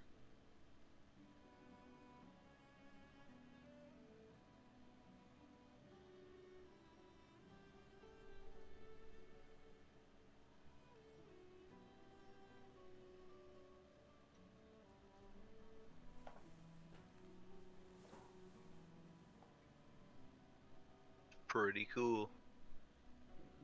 Remind me again why we came here. We are going to the north. To the oh right. And she grabs Shaynok, the other Shaynok, the grapefruit, and she holds it up. And also, the last guy I spoke to said there was Alaska here named, Dijkstra. Eben Dijkstra. Oh, Dijkstra. That's how you say that, I think. Maybe. Well, where do you want to go?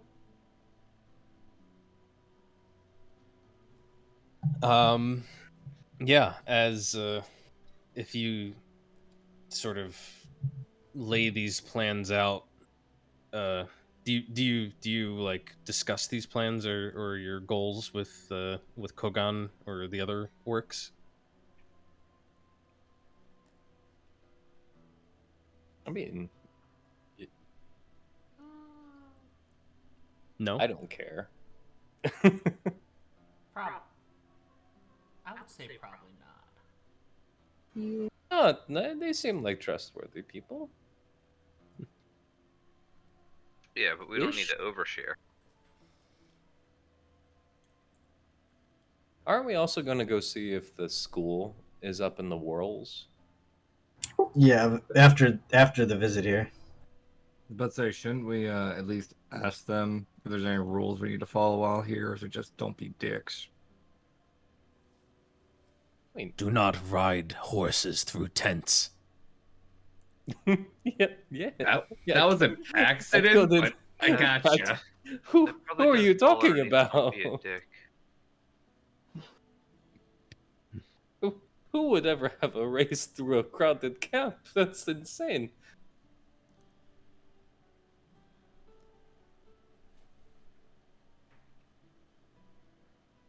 But Yes, I think we are here to gather more information about what could be even farther north towards the Worlds. And then I think this is more of a stop, and then we keep going. To answer your questions, Aishik. But do we have something in particular we hope to accomplish with Dijkstra? Just stopping in to, what, say hi and eat her scones? I mean, I was- who is Question, Dijkstra? That is a question I have as well. I reached out to Laska asking for help with all this because I don't want to implicate our group as the ones. I don't want to make us forced to pick a side. So I'm trying to get utilize as many to do the work that we could do, so we're not stuck. But Laska was caught and imprisoned.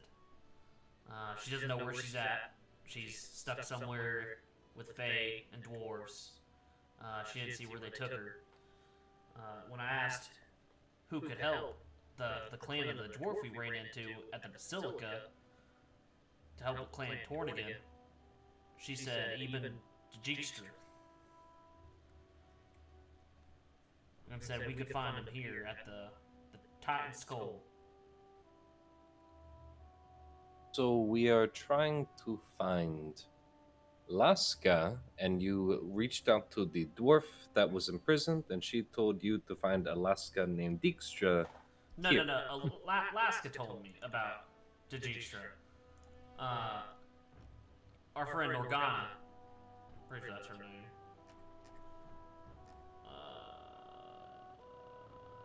Yeah. She just said the Torgrim matriarch knows some secret. That's why the Hand are coming after them now. Well, And they're coming after the Torgut. Torgrim matriarch. Oh, Torgron. Oh, the dwarf. The clan Okay. Torgrim matriarch, yeah. Then why did that lead us here?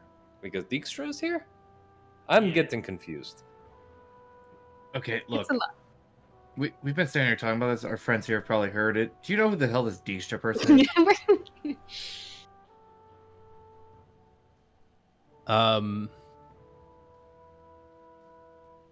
If you pose that to the orcs. Kogan shakes his head and says, Dijkstra. This is not Togat name. We do not know a Dijkstra, but perhaps others in Ulgus will know him. Do you know anything about a Titan Skull here?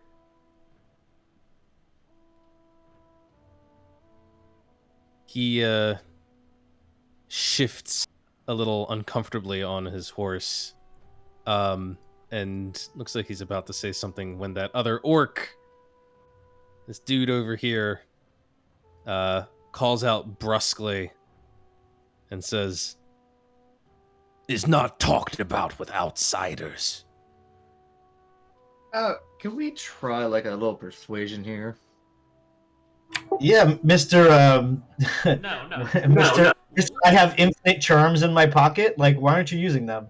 Listen here. We just saved you.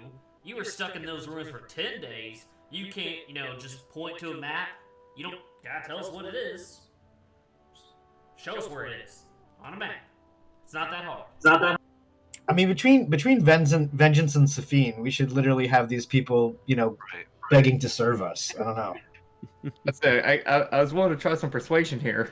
Because Safine asked for consent.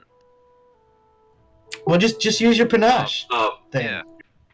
Yeah, can I just like try to persuade them to give us at least where it is? and how do you What do it that is. again? Look at this. All right, I'm gonna ignore the guy that's kind of like yelling and look at the guy that's been helping us out here and just be like, look. Obviously, if we meant you guys any harm, we would have just killed you back at the ruins. So I think telling us about whatever this, what was it again? Name. Titan Skull. This Titan Skull. I don't think there's gonna be much of an issue because clearly we have no issue with you. Correct?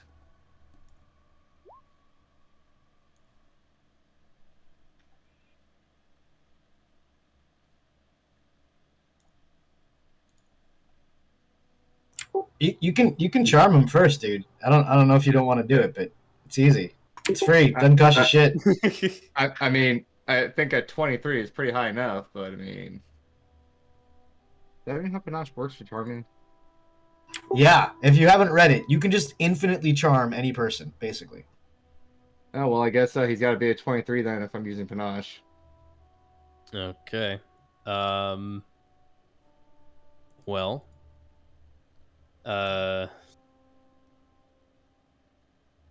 The orc, half orc, considers that,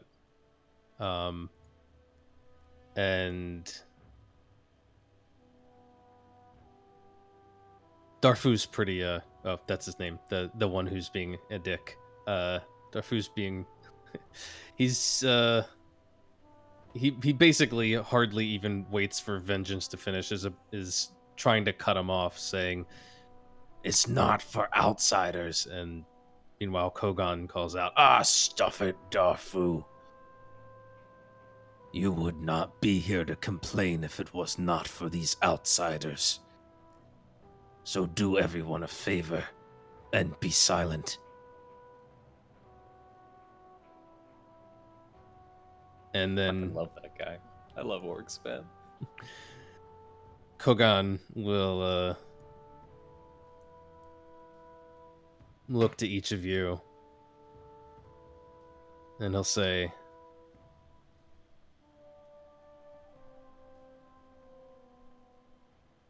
Darfu is right about one thing. It is not information shared with your kind normally. But perhaps we can seek the wise men and women. They can judge you. And if they judge you well, they can show you the Titan's walk.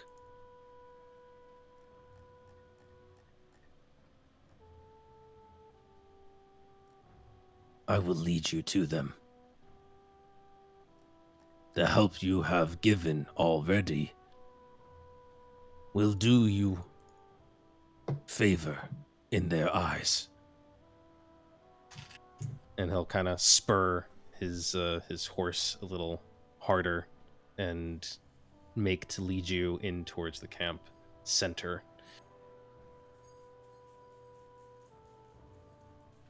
As you go, you can see many of these Togat people. Like I said, they seem to be mostly readying themselves with the business of preparing for winter. You can see them not only erecting these tents, well, most of them have already been erected, but they're actually like piling up earth around them for additional insulation, bunching up like grass and straw vegetation that they're going to use to bed them, and generally tending to their beasts of burden, of which you realize there are quite an abundance. Not only these strange horned horses, which they refer to as Kuorn, but also even a handful of towering bull-like creatures with thick, shaggy pelts and massive sweeping horns. You'll see them occasionally lounging amongst the tents, towering over them, chewing on like entire bunches of cud as they watch you walk past. They look something like this. I want it. Oh my I god. want it. They're really cool, Vinny-san. I want the furry buffalo. And each I of think I these, just found Dima 10. each of these buffalo, as you call Oh, them, the- are roughly the size of an elephant.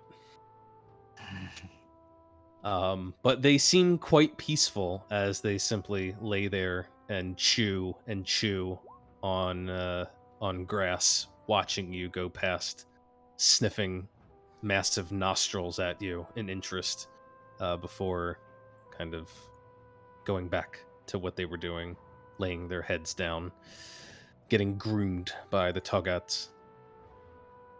If you guys keep walking, you'd see cat like stay behind for a sec. She's like, I need to pet, but I also need Do to it, go. Cat. But I need to pet. It's important. Once in a Pet, lifetime. pet later. And it's obvious that you are outsiders here. Your style of dress, your race, your general demeanor. But with the 3 half-orcs escorting you, nobody stops you, nobody asks questions, especially not when they see the massive halls of meat and hide and bone and innards that you've brought with you from the bullets. In fact, the only thing that you stop for is long enough to unload those at a particular cluster of camps, where people almost immediately begin falling on these supplies to begin either breaking them up further or stowing them away. You can see some of them are taking them away to like these pits that have been dug in the ground to stuff them in there to overwinter. It's almost immediately how quick they just start dissecting this stuff and getting to work, either storing it or using it. But unburdened of that haul, you make your way towards one of the larger tents up higher on the slopes that sort of overlooks the entirety of the camp.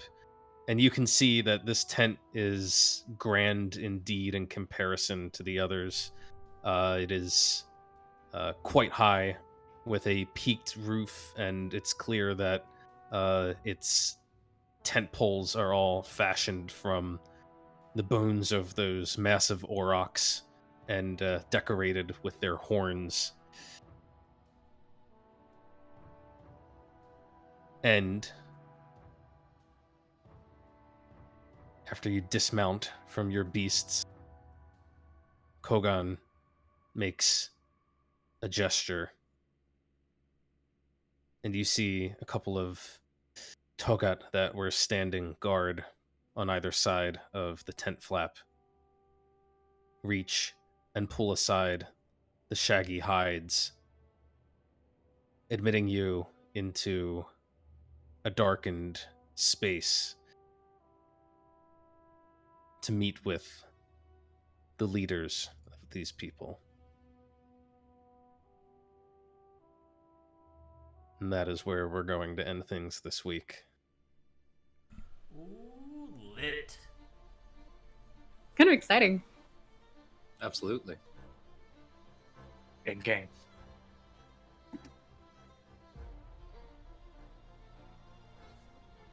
I love seeing the different cultures of the peoples. It's really cool to see the leaders. Mark was right on point. This would be the campaign to be a moon druid.